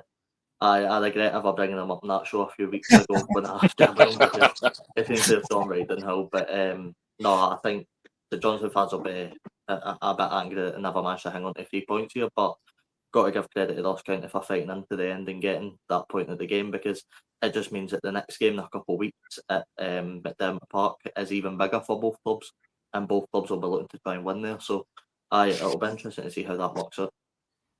Alison, you mentioned Nicky Clark. He's a goal scorer. Those 2 goals yesterday were absolutely fantastic. 2 brilliant free kicks. It must be great to see him back fully fit and firing, because he's a brilliant footballer. He's very, very... He's not just a goal scorer, he's very intelligent. And those 2 goals he scored yesterday were absolutely fantastic goals. Yeah, they were. And he's not normally associated with free kicks. So from that perspective, yeah, if you've not seen them, Robbie, they're worthwhile to look at. They are really good free kicks. And again, just exchanging messages with my mates who were at the game, I said, who played well? apart from obviously Clark. They said Sprangler played well. Now Sprangler's only played started the last 2 games. Levine refused to play him. He wasn't one of his favourites. Most fans couldn't understand why. He kept on playing Cammy McPherson. He's now signed Jason Holt, who's a similar kind of player. He brought on Josh McPake yesterday. McPake, I have seen nothing in Josh McPake to make me think he's a Premier Division player. So the one other highlight my mates flagged up was Mackenzie Kirk apparently had a really good game. And I know Graham's got an interest in him because obviously he's one of the many thousands of players that Hearts have given us. What I've seen of him, he actually looks like he's got something about him. But Nicky Clark, you think he just scores. For somebody his height, he's brilliant in the air. He is fabulous in the air. And not only is he good in the air, he's got the intelligence that Graham was talking about to actually pass the ball into net at times as opposed to blasting it. You don't really see him blasting it very often. He's not that kind of player. A wee bit like Stephen McLean in the sense he's another intelligent footballer who actually, thinks as he's running, which they don't all do. So yeah, the attack's not the problem. It's the midfield and particularly the defence. The new manager needs to get that sorted out. We've lost McClellan to a serious long-term injury. We've got Sanders. We've obviously got your boy from Hearts, who's not a bad player. We've got a guy who Notts County didn't rate. So he's on loan to us and we've made him the captain. It'll be interesting to see if the new manager changes that. But there's enough happening at the club, obviously, with Adam Webb's illness to make it a little bit more difficult. So we'll wait and see. I think you'll find there'll be a decision the next couple of weeks or so, because what Adam Webb's made clear in his announcement to the fans is that obviously he's going to have to withdraw from his active involvement. And he's also said he wants to be involved in getting the new manager on board. So I think you'll see something. They'll look at the Celtic and Rangers games, I suspect, and go, do you really want to put a manager in for those two and start off getting absolutely tonked? Because Falkirk have scored 2 goals against Celtic today. Nobody else has scored against them in the league. That's how much of an achievement that is. Ironically, I could see us maybe getting a goal against one of them or both of them, but conceding 5 because of the state of the defence. So here endeth the lesson on St Johnstone for today. Is there any names on your mind that you want, Alistair? Well, Klopp would be good, but but apparently he's going to Hearts, so there's no danger. No danger of getting him. A lot of Saints fans would like Tommy back. They'd like Tommy right back. I don't know that's a good idea. And I know Tommy well enough. I could message him and ask him, and he might even tell me. I don't know. But going back is really hard because you destroy everything that went before. He is without a doubt, despite Cal winning the 2 cups, the greatest manager, most successful in our history. I just think that potential for ending in tears, I don't want that to happen. I genuinely don't know, Robbie. I think Ian Murray would be a good safe shout. Ideal world if you could pick somebody from the Premier League. Tony Dock's done a great job at Dundee. He's not going to come to Saints, but he would be really good if you could choose somebody that's realistic. Dell's not going to go back because we couldn't afford him. He's more likely to go to Hearts for the money, though I think he'll probably stay in the West because I think he likes being there. There's talk about going abroad. Obviously, the American owner, there's a lot of emphasis on data, which you were talking about with the boy Bloom at Hearts. I genuinely don't know. I really don't know, but I think I could show you a spreadsheet of all our managers. Craig Levine's win rate was 28%. Callum got sacked with a win rate of 33% and he wasn't deemed good enough. At the end of last season, if we hadn't beaten Motherwell, Craig Levine would have been statistically our worst manager ever. That was the time to punt him, but we didn't for political reasons. I don't know. You tell me who you think's capable of, who we could afford who could actually do a job, because I genuinely don't know. Alistair, can I throw in Scott Brown? Done a very good job at United, currently top of the league. I know they've played 2 games more than what Falkirk and Livingston have done. But would Scott Brown be a name that potentially could do well at St Johnstone? Possibly. I have a gut feel the fans wouldn't be keen on him. That doesn't mean it's not necessarily a good decision, because fans will quite happily change their mind if he starts getting results. He's obviously got the personality and the toughness, I think, to make things happen. It's a risk. it's a risk because he's currently plying his trade, and I think the risk for Scott Brown is the next job he gets, he's got to get right.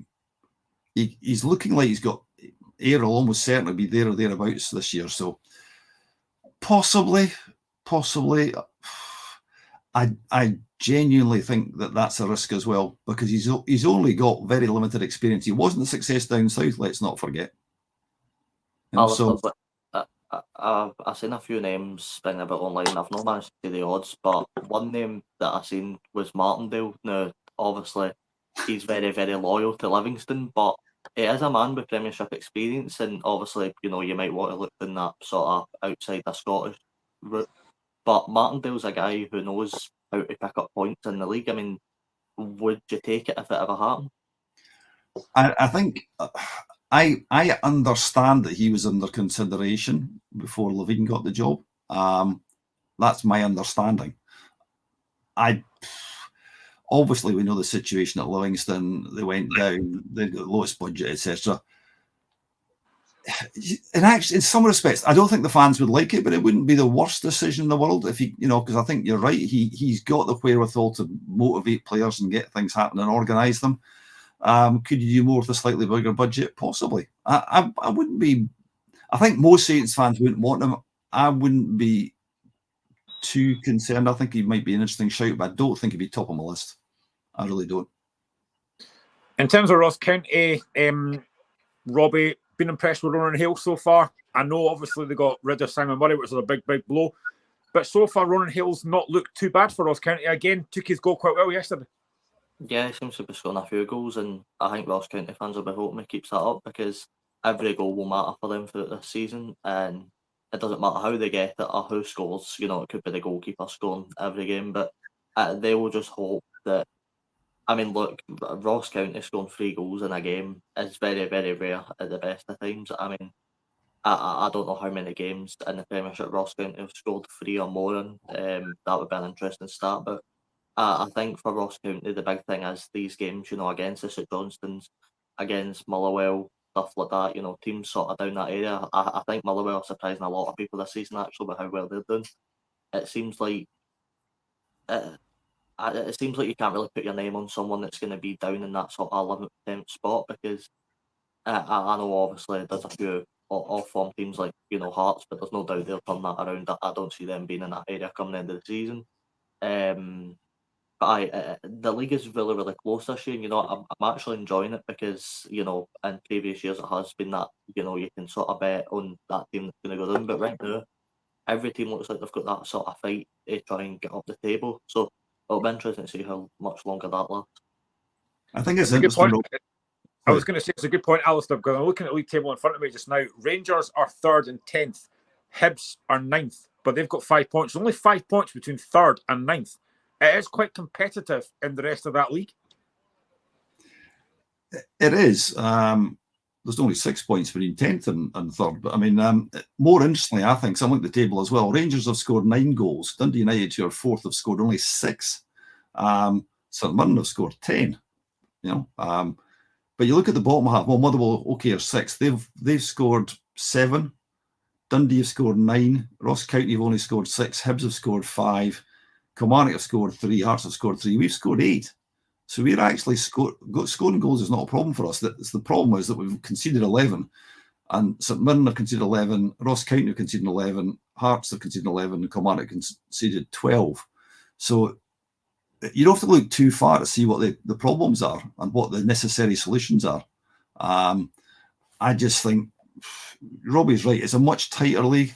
And I'm not just saying this because I think Saints are in danger of getting relegated, but you look at the top of the Championship, the argument for actually making this a bigger league is overwhelming in my view, because there's enough clubs with the budgets to actually give yourselves a competitive league and bring young players through. Going back to what we were talking about before, how much better would it be if we could see the young guys come through? We just don't get to see it. I'm going to go on another Graham rant here. Well, it's not really a rant, and this doesn't really do with Scottish football, but I saw this a couple of days ago and it kind of triggered me a little bit. So in England, I saw Rodri saying that players might go on strike because of how many games they have to play. Now, I'm not being funny, but I love football. I would literally play every day. These players are getting paid a lot of money to do something that a lot of folk would love. if you're going to go on strike, I think that's a really poor thing. Now, look at like nurses, doctors, firemen, police officers. They have a massive, massive job. They're under pressure every single day. These folk are playing football. Now, I don't care if you have to play 2 or 3 games a week. I would play every day for hours because I love football. I don't agree with what Rodri said about players are playing too much games. You're playing a sport you love doing. A lot of folk would love to do it. I would love to play football every week. For me, Robbie, I don't agree with what Rodri said about players going on strike. You're playing a sport you love doing. You know you're going to have to play a lot of games. When you're in the Champions League, you've got European games. If you don't want to play FA Cup games, you don't play. If you don't want to play League Cup games, you don't play. But why are they moaning about playing too many games when there's a thing that a lot of folk would love to do? I don't agree with that at all. And that kind of triggered me when I saw that. I don't know what you think about that. Yeah, I mean, it's an argument where I suppose there's two sides to it, but I mean, I always look at, the big teams and are actually good in the leagues, particularly in England, and you notice that teams in the sort of lower leagues are playing much more, well, maybe not much more, but they're playing at least maybe eight or 9 more games a season than these big teams are, like the Man Cities and stuff.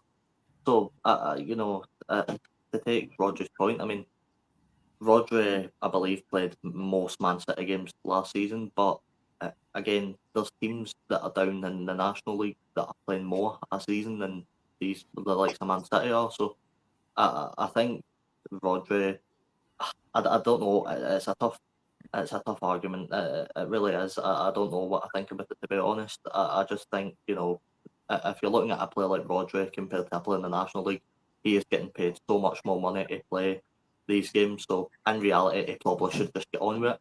But I can definitely see the argument if you look lower down the leagues that these national players, some of them are part time, some of them aren't even really getting paid to play, and they're playing so many more games a season. So I can honestly see both points, but I can see why you'd be annoyed at the point. Alistair, I mean, I just think when you're listening to a professional footballer, and like I said, a sport that I would love to do, I would play, like, when I was younger, I would play every day for hours on end, and I'd never get tired because it's what I love to do. Now, I know they've got to play all these games. They've got to play Nations League. They've got to play European games and stuff, and like Nations League games and international games. But I just think you're doing something a lot of folk will love to do, and you're getting paid a lot of money for it. You need to stop moaning and get on with it. Maybe that's just me, but that's just what I think about that. No, I don't think it's just you. I mean, we all played. I mean, all through the summer, you'd play till it was dark, almost every night. You played at school on the playground every day. And if you look at other countries, there's other countries where they play a lot more games. I think particularly Latin America, they can maybe play up to 100 games a year. You go back in time, people like Stanley Matthews' era, they were playing more games. And the pitches weren't half as good. The players were much fitter than people actually realise, but they didn't have the same level of fitness and training and medical supervision they have nowadays. The squads were smaller in those days, so actually there's fewer players in your pool playing. You go back and look at the 60s when they would play a cup game, they'd play the replay the next day. And okay, you might say from a fitness point of view, from a point of view of your body, that's not a good thing, but it's kind of what we did, and it was the same for both teams. So the idea that people at that level on that kind of money, bearing in mind there's quite a lot of fuss in the front part of the newspapers just now about people getting lots of money for not doing an awful lot of stuff. When they go to their work, their work is training. They talk about going to work. They then perform once, twice a week. Robbie's right. The Championship in England, it's almost twice a week. And it's it's arguably the best team in the best league in the UK, the most competitive, the most entertaining. It's just a brilliant, brilliant league. So for these guys, sorry, I'm with you. I'm with you. I'm talking about striking is nonsense, and I've just actually bring in slightly left field against striking. There's an article in the Sunday Mail today about referees in Renfrewshire possibly going on strike. I don't know if anybody's seen this or not.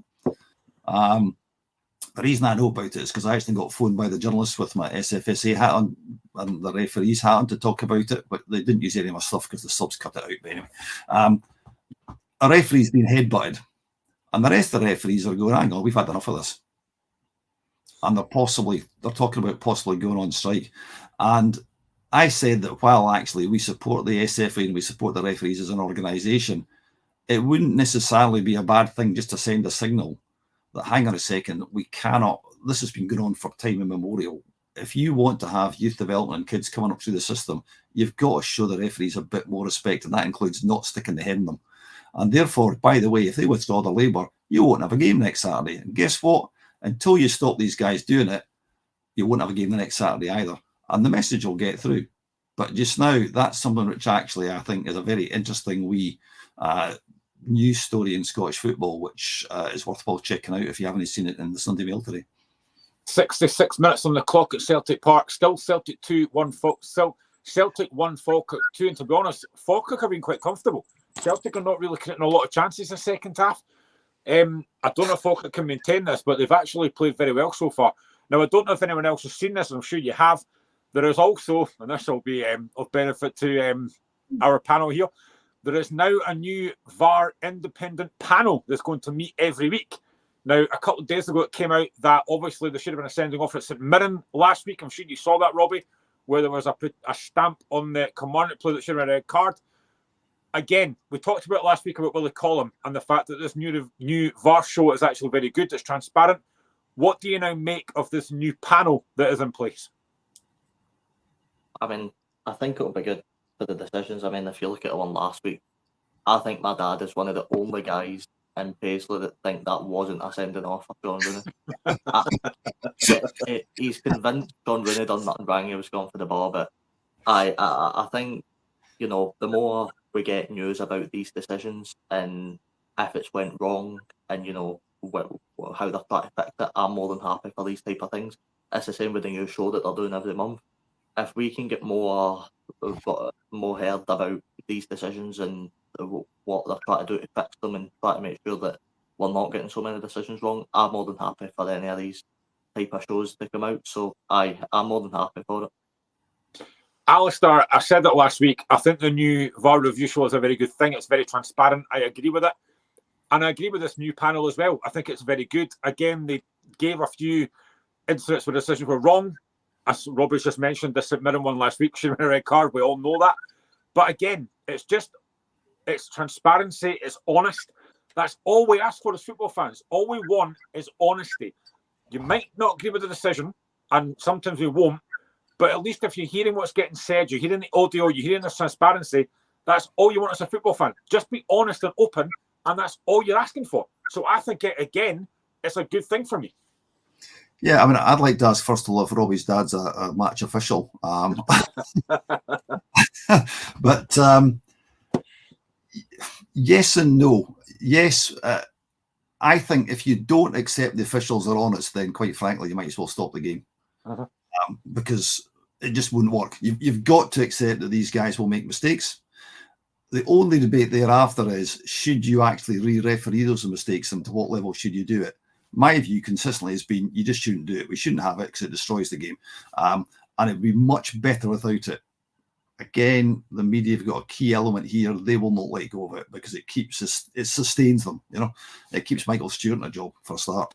That on its own is probably a good reason for getting rid of VAR, right? So, question for you: who is on this panel? I think it's at 3x. Is it a referee and 3 ex-players or something? Right. Okay. So, assuming it's not Michael Stewart, here's the problem for you: the ex-players do not know the laws. They are not qualified referees, so they'll say, in that situation, that's X, Y, or Z. And the referee will go, well, actually, you know what? According to laws, the guy gets sent off. What's that going to do? Are those deliberations... I can understand how people think this is a good idea, but the problem is, you hear it all the time. Ex-players say X, Y, and Z. I had a really interesting thing on TalkSport just the other day, and they were talking about Howard Webb down south of the PGMLO and the different kinds of refereeing at different levels of football. So way, way down, you know, outside the senior game, a decision that's correct in law is not necessarily correct for that level of football. Now, that might seem to make a mockery of the laws being, it's got to be the same for everybody, because that's supposed to be the thing that makes football unique, and you can play it anywhere, basically. But I understand that. At the top level, you can't just say, oh, well, because X player says that's all right. I'll give you, for instance, when they tried to get strict on shirt pulling, at corners, right? And Bobby Madden was castigated by that absolute pillar of rectitude and extremely nice man that everybody loves massively, Chris Sutton. This is, if we do that, there'll be penalties every week. He gave 3 penalties for Saints against Falkirk, as it happens, and he was quite great. Shirts were being pulled. That was going on, and it still goes on now. We saw a penalty for it at the weekend, in fact, on the highlights yesterday. Do you actually accept that there are certain things which, even though they break the law, you still get away with? This is where you get into all these grey areas. Do you accept that, okay, that phase of play might have been before the phase of play in which the goal was scored, but it completely changed everything. And if we want to have fairness, then we've got to go and look at that, like the incident where the guy's fouled. Or do we stop treating this as a computer game? Because that's what it'll become. And just go, suck it up. You've talked to us before. Go to the pub, complain about it. We still do it now with VAR, and actually just accept the fact that referees will make mistakes. It's all turned around at Celtic Park in the space of 1 minute. Celtic 3, Falkirk 2. Adam Ida has just scored twice in a minute to change this game for Celtic. So, yeah, it looks like Celtic will be in the semi-final now. Falkirk kind of running out of steam a little bit. But it's funny how, honestly, it's funny how things can change very quickly, because I, again, listen to a lot of podcasts and stuff. I listen to Behind the Whistles podcast, which I really enjoy. Now, they all said that the decisions in the Celtic Hearts game last week were right, that both penalties, the Celtic one wasn't a penalty, the Celtic one was a penalty, the Hearts one wasn't. I've heard Hearts fans saying that both penalties should have been penalties. It's crazy how things can change very quickly. But I quite like the open and transparency, Robbie, of the fact that we do have this new independent panel. We do have the podcast show. And they actually do tell us why decisions got made. And I quite like that. Fans might not agree with it, like I said, but all I've wanted for ages and ages about VAR, and we spoke about it on the show that we did with the guys Behind the Whistles podcast, who were very good. All you want is transparency. You just want honesty. And we've got that now. And I quite like that. And I said it last week. I like the fact that Willie Collum is not hiding. He's coming out and explaining things. And that's a good thing for Scottish football, because it's not happened for a long, long time. That's a good thing for me. Yeah, I really like it as well, but I just think that, I take Colin for example in the first VAR refusal, and I know he was saying about how he's trying to change these things. Football is still a very, well, from a referee standpoint, it's a very opinionated game on decisions. There is obviously clear and obvious ones like the handball, that's obviously a big one on what's right and what's wrong, but, a referee in one game might give a foul, and the next game I might not for the same thing. I think I love that Willie Collins was very open and honest about trying to change these things, but I just don't know if we're ever, I think Alistair said it with not having VAR, it is that element of surprise, will a referee give it or will he not? I think, there's no point in trying to have a game where we're 100% right all the time, because that's not what football's about. There is going to be mistakes. So I love the new shows, but I don't see a world in where we can train these referees to be right all the time, because it's just tactically going to be impossible. Yeah, you're absolutely right. They're going to make mistakes in the same way that strikers miss open goals and goalkeepers miss crosses and all that kind of stuff. And the transparency bit, part of the problem was that way back in the day, referees were allowed to talk to the press, and then that was suppressed. I think it would make sense if you said there's a cooling off period. I think I've said it before on the show about rugby, where there's a 15-minute cooling off period. After the final whistle, no player, no match official, nobody allowed to talk to the referee for 15 minutes, let tempers cool down. That's just a common sense thing. And you would enforce it by actually just giving out yellow cards to people, and they would stop. And then you've actually got a chance to say, right, okay, on the Sunday, we'll look at all these things, we'll come back and we'll say, right, here's why we did this. Most of the time, it's going to be referees saying, because, take Robbie's point, in my opinion, that's what happened and that's why I gave that decision. Now, it might be when you show it back again that actually they got it wrong because the angle they were looking at it was wrong. That's where their SARs, the linesmen, have got to help them. And they do, obviously. But you've got to accept that they're going to make mistakes. Otherwise, it's a computer game. We're into the last half hour of the show. I am currently trying to watch 2 games at once. I'm trying to watch Man City, Arsenal, and Falkirk against Celtic. But let's move on to the 3 games that were played played during the weekend in the Premier Sports Cup. Let's start with Rangers against Dundee that was played last night. Rangers 3, Dundee 0. A double from Cyril Dessers and a penalty from James Tavernier gave Rangers a comfortable win in the end. Robbie, again, we used the word comfortable. Dundee did have chances yesterday, but I think the word they would use for Rangers yesterday is professional. They got the job done. Yeah, and I think that's what they needed to do. Obviously, going back to Ibrox now. Obviously, a lot of praise on Cyril Dessers, but from what I heard, the key standout yesterday was Yefty at left back. He seemed to really impress a lot of Rangers fans. So I think you're starting to slowly see it turn around for Clement and his team. I think, I listen to a lot of Rangers fans. They always think that the club like to treat the first couple months of the season as pre-season, which, is not really good. But I think if you're a Rangers fan, you'd be happy with that. Get through to the semi-final, funnily enough, back to Hampden where they once played. About another trip there. So, no, a really professional performance for Rangers. To be honest, I don't think Dundee done much worthy of getting anything at the game.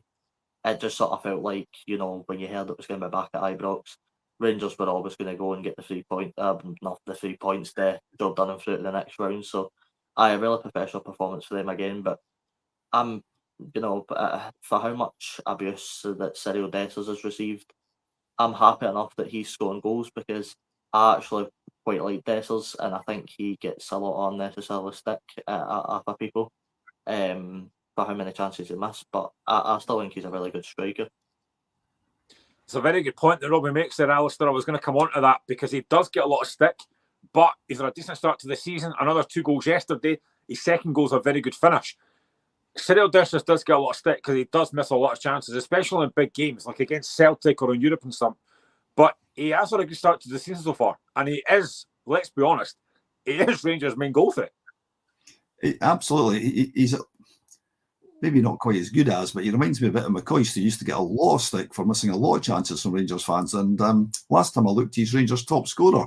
And yesterday's game, I've watched the highlights, I've read the reports on it. 2 things surprised me. One of which the crowd. I was surprised at how many gaps there were. That was a bit of a surprise for the first game back against a good team too. And Rangers could easily have doubled their tally. That was the impression I got. They had some good chances. Dundee should have scored. There was one when Rangers basically tried to put in a plate for them and they still managed to miss. Dundee might have got a goal back, but the result was never really in doubt. And I agree with you, Robbie. I think Rangers, I wouldn't say have turned the corner because their big problem is that they're still so far behind Celtic. Now, it looks, obviously, since Graham said that Falkirk were really quite comfortable, we might as well have just given the game to Celtic at that point because they've now got to score 2 goals. Exactly. It looks like there's no sponsors of the League Cup now, are there? So the Scottish League will be very happy because obviously they'll be warming up the balls just now in readiness for the draw. Controversial, Alistair. Unless they've got Rod Stewart doing again, in which case it's an absolute.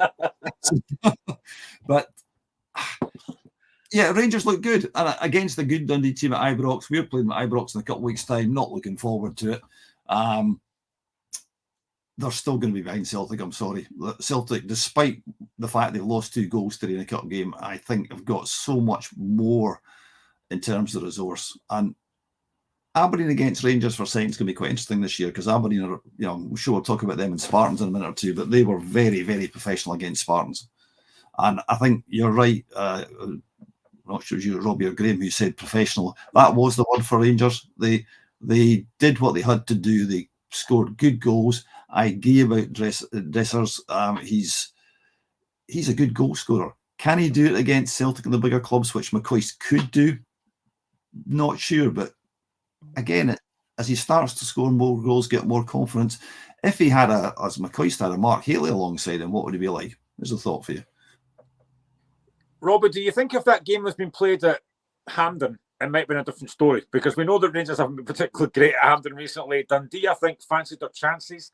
If it was at Hampden, has that made a massive difference? And by the way, it is now Celtic 4, Falkirk 2, so it does look like Celtic are now into the semi-final.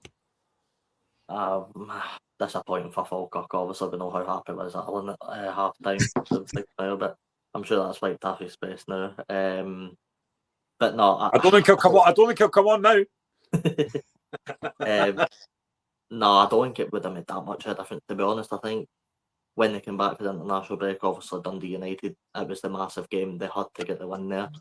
I know it was only a 1 goal, but again, professionals, so they got the job done. I think that's when you sort of seen, Rangers will start picking up these wins against these teams quite relatively comfortably. I just don't think it would have been any different if it was at Hampden. I think they would have got a few goals, but I suppose we'll never know. But they did get the job done. I suppose the Ibrox crowd, I know, Alistair, you were saying that there was a few gaps, but they still get right behind the team. Obviously, you're a lot closer to the pitch at Ibrox, so I don't know if it would have made a difference. I don't think so, though. For anyone that cares, it's Man City 1, Arsenal 0. No surprise, Erling Haaland, that boy's an absolute robot. But I think in terms of Rangers, how important is that win for Philip Clement, Alistair? Because he's been under a lot of pressure. We saw a couple of weeks ago the stick that Tavernier took after the Celtic game, which I thought was ridiculous. How important is that win for Clement, and how important is it? Now, I think you're right. I agree. I think they're miles behind Celtic. But how important is it they win a trophy this season, even if it is the League Cup? Yeah, I think it absolutely is important, because for a club like Rangers not to win a trophy, going back to a question about the pressure on the manager, that's slowly easing with every game that goes past. And it's the same at any club. Hearts, if you start to win again, the pressure will ease. Same with us if we somehow manage to start winning games. With Rangers, it's slightly different. If they don't win anything and Celtic win anything, towards the end of the season, the pressure will then ramp back up again to the manager. You can see it coming. It'll be like a train coming down a tunnel at you. As the season nears its end, if Celtic were to win the League Cup, it's going to be very, very hard for them, simply because it's Rangers. It wouldn't be this case for the Aberdeen manager, for example. If he's actually second, he'll have been said he's done a really, really good job. You look at the respective budgets and you can kind of understand why. But yeah, I think Rangers will carry on winning. I think they'll carry on improving. I don't think they'll catch Celtic. If they don't win a trophy, then he's got a problem. If they win a trophy, a bit like Ten Hag in England, it will get him another season, another chance to carry on the building. And then if they can be seen to be building, maybe he's got a chance of getting through the end of the next season. But I think Celtic are so far ahead and we're going to have so much more money than everybody else. That's a really big ask. Robbie, for Dundee, disappointed about the Cup, of course it is, but they've got on their focus in the league. They've started the season reasonably well. Tony Docherty, like I've said, is a very good manager. They've got to put that to the side now and then focus on the rest of the league. They've had a very good start to the season so far. They can't really complain too much. Yeah, I mean, Dundee, and look, they're one of the clubs like the Motherwells and us that are probably going to be around about that top 6 spot come the end of the season. Again, challenging for it. So they've got to just put the Cup disappointing behind them, because look, it's easy to get caught up in the moment, but again, the other way at Ibrox, first game back, it was almost written in the stars for Rangers to win that game. So I think Dundee just need to put it behind them, focus on the league now, and I think they'll be all right. I don't think they're in any worry, to be honest. I think they'll just be in around that top 6 area again. Celtic running riot now at Celtic Park. Celtic 5, Falkirk 2. So I don't think we'll see Alan Risk on after the show, to be fair.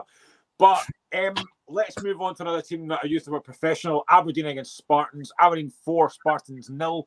A goal from Papa Gay, his 6th of the season. Kevin Nisbet, Leighton Clarkson and Sockler scored. It's 11 games in a row winning, Alistair. I know it's a League 2 side. Dougie Samuel's side went there yesterday, had a goal, but obviously fell short. I mean, what a start for Jimmy Thiel and Aberdeen. They couldn't have expected to be 11 games unbeaten. What a phenomenal run it's been on. Yeah, I mean, it's not that long ago that Aberdeen were going to Darvel, just about half a mile from where I live, and getting beaten.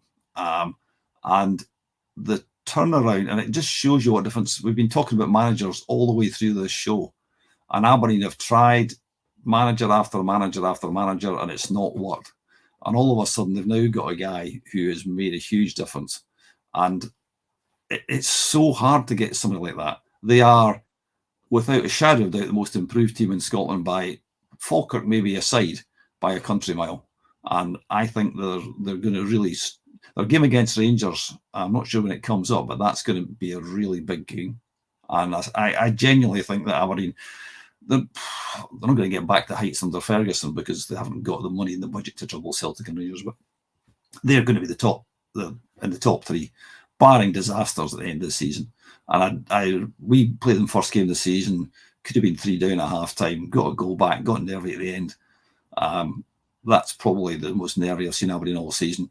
They did exactly what they had to do. They beat Spartans comfortably, professionally. It was the antithesis of what happened against Darvel. A lower division team that you should brush aside, and they just went and did it. They were really good. Robbie, I want to point out in the Celtic Falkirk game that Ida, who has scored 2, and Kuhn has scored 2, they both came off the bench to win this game for Celtic. That just shows not only the size of the squad that Celtic have got, but just what Falkirk were up against today. That it's taken 2 substitutes to come on to eventually get Celtic that win. Yeah, I mean, there's the difference right there. Celtic can bring on players like Kuhn and Ida, and they come on and they score the goals and get the wins. It's just what Celtic do. Unlucky for Falkirk, they've gave a good account of themselves there, but I'm sure they'll continue on the Championship, try and obviously get up to the Premiership this season. But I think Alistair's point interesting because I sort of took to that opening day game against Goose and Aberdeen. That's when I sort of thought set pieces would be a big thing, and that has been a big thing for Aberdeen. And a lot of their games, they get good success. I think McGrath's the main corner kick taker. They get a lot of success from set pieces, and I think for a lot of the season, obviously with the big sort of 2, that's where a lot of team success is going to come from. How well they can attack on free kicks or set pieces, and how well they can defend from them. So I think Phelan, he's been a breath of fresh air for Scottish football. I've actually really enjoyed him so far, bar beating us. But it's been a breath of fresh air we've not seen for a while in Scottish football. So I'm sure they'll keep that up and probably be third this season. Robbie, I think start of the season, if somebody was to have a bet on one of the top scorers being Papa Gay, I don't think many folk would have taken him up on that. 6 goals already this season. What a start to the season he's had for Aberdeen. Yeah, he's had an amazing start, and obviously, losing a guy like Miovski was always going to be big to try and replace, but they look like they found a man. So I think he'll probably keep scoring. He'll probably be high up in the goals list coming the end of the season. He's after a really, really good start. Alistair, I want to ask you about Kevin Nisbet because obviously he's now got a couple of goals for Aberdeen, scored in the last game against Ross County, scored again yesterday. I know it's Spartans, but even still, he maybe didn't have a great spell at Millwall. He was injured quite a lot, but he's come up to Scotland, and again, he's just taken to Scottish football like a duck to water. He's a natural goal scorer, and I think I hate to say this as a Hearts fan, but he's a very good signing for Aberdeen. He's a natural goal scorer. He is. I mean, his goal yesterday was slightly fortuitous because I think most Premier Division teams would have defended it better. And Aberdeen scored 2 goals from balls played right across inside the 6-yard box and just tap-ins. And it was a case of the goalkeeper and the defender playing after you, Claude. And you could see them basically shouting at each other afterwards. I mean, even I could have scored it. But to be fair, he is a good player at this level. He was injured at Millwall a little bit, but again, it's indicative of the things we've talked about over the weeks in this show, the level of Scottish football. He'll score goals for Aberdeen because he's a goal scorer, and he proved that obviously here in Scotland before with Hibs. And you just think, well, for Aberdeen, that's a brilliant signing. It'll get them another, what do you reckon, 10 goals this season, probably, on top of the rest of the team are scoring goals for fun as well. That's why they're going to be successful. Plus, they've got one of the best goalkeepers in the league and a pretty solid defence. They don't need Conor Bannon. To compound the misery for Falkirk, they're now down to 10 men. So 5-2 down and a man down at Celtic Park. It's not been a particularly great 15 minutes. But also, I want to talk as well about, Robbie, about the return of Leighton Clarkson. Now, I'm a massive fan of Leighton Clarkson. As a Liverpool fan, he's a fantastic player. Michael McKenna was a man sent off for Falkirk, but it's 90 minutes, so it doesn't really matter now. But the return of Leighton Clarkson is massive for Aberdeen because he's a fantastic footballer. Yeah, he's a very, very good creative player as well. I mean, Aberdeen have some very, very good players in that final third area, in the midfield especially. They have a lot of players that can cause teams problems, and I think that's why they're going to be so good this season, because they will cause every team problem. They'll cause Celtic and Rangers problems, no doubt. They'll cause the rest of the team problems. So Aberdeen look like they're going to be a very, very good team this season. And they've just added back Leighton Clarkson, which is absolutely massive for them. So I can only see that making them better. Alistair, for Spartans, League Two club, Dougie Samuel's been in charge for quite a while now. They had 400 fans here yesterday. They were never expected to win, but they've put up a decent fight against a very good Premiership side. There's no real shame in that result yesterday for Spartans at all. No, absolutely not. And bear in mind, they've only been in the Scottish League for a relatively short period of time, and we've seen some of the clubs that most of us have grown up with as being the names you'd associate with the lower divisions actually getting pushed out and down the pyramid system, which I think it's sad for those clubs, but it's good because they've got the chance to come back up again. And actually, for feeding through into that level of Scottish football and occasionally bringing players through, that's a good thing. I'm becoming more and more convinced that I actually think we do need to have a totally different system in Scotland in terms of structures of leagues, so we can actually retain the bigger clubs. I know that sounds very sort of judgmental in terms of, we're big and the small fry can go fry, but I think that would be good for Scottish football. I can't see it coming in a hurry, but I think that's something that we should be looking at. I'll be honest, I don't actually know where Spartans are in their team, in the league just now, unless somebody can add some light onto it. But I'd like to, because I'm conscious of not much time. Here's a thought which I talked about last week, which I picked up off, might be the boy Cragen on the television. The team that scored first in every game in the top flight in Scotland this season has not lost so far this season. I would like Hearts to score a goal. I mean, that would be helpful, to be fair. Well, they didn't score yesterday, but still got beat, so it doesn't really matter. They didn't score first. That was the difference, you see, because we need to score first. But actually, again, on my high horse here again. Now, I put this out on Twitter a couple of days ago, and I said this last week on the show when I did my rant about young players. I'm a big fan of Finlay Pollock. Now, we signed him on a long-term contract, and they sent him on loan to Raith Rovers. And what did we do? We then sent him to Raith Rovers, and he scored yesterday. Shock horror. I was raging with that yesterday. When I saw that come up on my live score, that he scored for Raith Rovers, I was like, oh, you should have played him yesterday. It annoyed me yesterday, but listen, fair play to Raith Rovers. But the first game that was played in the Premier Sports Cup, Robbie, was on Friday night. I never saw the game because I was at Still Game. And that was a brilliant night. Watching the cast of Still Game, Jane McCarry, Navid, we had Tam, we had Winston, and we had... Who else did we have?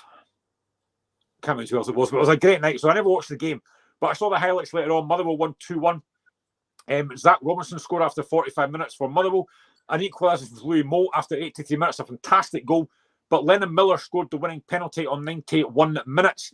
Now, Robbie, as again, I've not seen the game, but a fantastic result from Motherwell. And I have to say as well, fair play to Lennon Miller, because it's the last minute of the game. You're a youngster, it's a penalty kick, and he tucked that penalty away superbly. Yeah, I all credit must go to Lennon Miller, because that was a really big penalty. But I mean, for the penalty, that sort of reminded me of the Scotland Poland game with Grant Hanley. I don't know what the Dundee United defender was doing in the box at the last minute. Just stand your ground and you thought you got him. But it's a big penalty for Lennon Miller. It was a great goal, I thought, for Motherwell as well. The first one just on half time, the strike for the right hand side of the box. I thought he had no right to hit that, but he get some power on it, some height, and it went right into the back of the net. So I thought Motherwell were actually quite good for what I saw. I think Jim Goodwin will be disappointed again not to make it a semi-final. I thought that was a real chance there. Probably one without getting a home game, one of the most favourable draws I could have got. So I think he'll feel disappointed, but all credit to Kettlewell, because as I've said previous times on the show, I think Kettlewell is a fantastic manager, and he seems to be getting these rewards now, because that team seems to be fit and firing. And I think a lot of people thought, Motherwell would just sort of trot around lower end of the table, but they look like they can make a real go now, try to push up the table and try and get the top six again. Which I don't know if they will, but I'm sure they'll make a real go at it. It was Bobby the Barman, that was the other one. How can I forget Bobby? It's because I've got Troy the Garden in my head. It was Bobby the Barman that was there on Friday. Brilliant night. But yeah, some fantastic goals in this game, Alistair. Zach Robinson's goal is a fantastic goal, but what an equalising goal from Louis Moult. That's a fantastic finish. Yeah, and that's goal back left. So I'm going to go back to VAR again. constant bugbear. Can you imagine if that had been ruled off for some petty VAR indiscretion? You'd have gone off your head if you were, if it was your team. You'd have been absolutely. I'm getting the expression with your face, Graham, that somebody scored in the Man City game. Yeah, it's 1-1. Arsenal have just scored an absolutely fantastic equaliser. City 1, Arsenal 1. It's a brilliant finish. Well, let's see if it gets ruled out by VAR. But no, the point I'm making is that's the whole point. Those are the kind of goals that get you off your seat, and that's what you go to football for. Don't get me wrong, I still come from a seat if somebody just trundles it over the lines from 6 inches away. It's still pretty exciting. But there is absolutely nothing better than to see somebody hit a rocket into the top corner. And we don't see enough of them because of the way the game's structured nowadays. And that's what fans go to see. There is absolutely no doubt that that's the best way to see a goal being scored, is somebody just whacking it from 30 yards or some spectacular volley from the edge of the box. That's what you want to see, and that's what you don't want to have, taken away from the game because of VAR and all the pedantry that goes with it. So interesting, because I think from what I can gather from, I've seen the highlights and I've read the reports, either team could possibly have won that game. So yeah, Robbie's right. Goodwin will be disappointed from that point of view. I do think now going into the semi-finals, depending on what happens with the draw, and I was joking before, obviously, in case my learned friends are suggesting that there was some kind of fixing going on. But let's just see how the balls do come out, and let's just see whether, in fact, we end up with a Celtic Rangers final or not. Personally, I would actually quite like them to get thrown together in the semi-final, because that gives another team a chance in a one-off game. In a one-off game, Robbie, it's funny because they talk about managers, and like Alistair mentioned it earlier about managers not getting time. And you look at Stuart Kettlewell, 15 games last season without a win. Currently, they're sitting 6th in the league just now, but they're now in our semi-final. Motherwell didn't react. Now, they've kept the manager and they've managed to win the game. They've done very well so far this season. I know that Stephen, our Motherwell fan, is very happy with what they've done so far, but they've had a very good season so far. And now they've got a chance to go to Hampden. I mean, is that a case of, in terms of managers, be careful what you wish for? Because they could have sacked them and they didn't. And look where they are now. I think so, and that's why I was so on social media, wary of what might happen if Hearts, eventually did sack Naismith. If you get Naismith around, yeah, he could have turned that around again, but you also could bring another manager in that might not work. But all credit to Motherwell for keeping around Kettlewell, because, again, I've said it countless times, I think he's a great manager. I think he's great for Motherwell, and you're now starting to see the rewards for them. That's a trip to Hampden there. Yes, they are facing potentially three big clubs that are on some good form and will be wanting to win the game. So it'll be tough for them to make that one step further, but they've got to fancy their chances. That's why they're there. Alison, in terms of United, like I said about Dundee, they've had a good season so far. They're sitting 4th in the league, obviously gutting to get beat very, very last minute. But again, I think in terms of Jim Goodwin, he's had a decent season so far. They have goal scorers in the team, like Louis Moult, as was shown with the goal. I don't think they can be too disappointed with the season so far. Last week against Rangers, maybe they weren't great, but it's been a solid start to the season so far for them. Well, it has. And if you look last season, Dundee came up and everyone at Dundee was saying, look, just want to stay in the league. Because that's what even teams which are, quotes, big teams, such as Dundee United, they've been down quite a bit in their recent history, particularly Dundee. So you get up and you really just want to sustain your place in the, maintain your place in the top flight. They did much better than that, and I think United will be wanting to kick on and do that. You can see in the first game of their season against Dundee, they actually were probably the better team, and that was the view of people I know who are Dundee fans. We were maybe slightly unfortunate against them, but again, they won. So yeah, they're going to be absolutely fine. Robbie's point earlier on about the tightness of the league, I think, is interesting. By the time we get to the end of the first quarter, will anybody be cast adrift? I hope not, because it'll actually make it a better league, but it just means the pressure is going to ramp up. And one final point on Kettlewell. If Ross County hadn't binned him, if they'd done what Motherwell had done, how much better off might they be? Very true. Before we go, we've got about a minute or so to go, but just take a look at the Championship. Final scores yesterday were Morton 2, Airdrie 0, Partick 1, Dunfermline 0, Queen's Park 1, Ayr 1, and Wraith 3, Hamilton 3. Obviously, Falkirk will not played today because they're in the Cup. But, Robbie, I just want to touch on Airdrie. Last season, they played some very good stuff under Rhys McCabe. I know it's very early days, but they're sitting bottom of the league just now. I mean, that's got to be a massive concern for Airdrie because last season they were fantastic. Yeah, I mean, from what I've heard, a few fans think it's getting closer to that edge of moving him on, but he's still a very inexperienced manager. I mean, they could do what Motherwell do with Kettlewell, keep him on, and they could turn that around. I agree, they played some very good stuff last season. This season it's not quite working out for them now, but I mean, the Championship, it's another one of the leagues where it's really interesting. You know, it could turn so easily with a couple of good results. So it'll be interesting to see how he gets on and if it does end up getting set. I know I spoke about earlier on for St Johnstone, Alistair, but Ayr United top of the league just now. I know they've played 2 games more than Falkirk and Livingston, but do you think Scott Brown could potentially get a big job in the Premier League? Because he has started very well so far. If he wasn't Scott Brown, no. I mean that seriously. The fact that he's Scott Brown means that somebody might well take a punt on him because of who he is.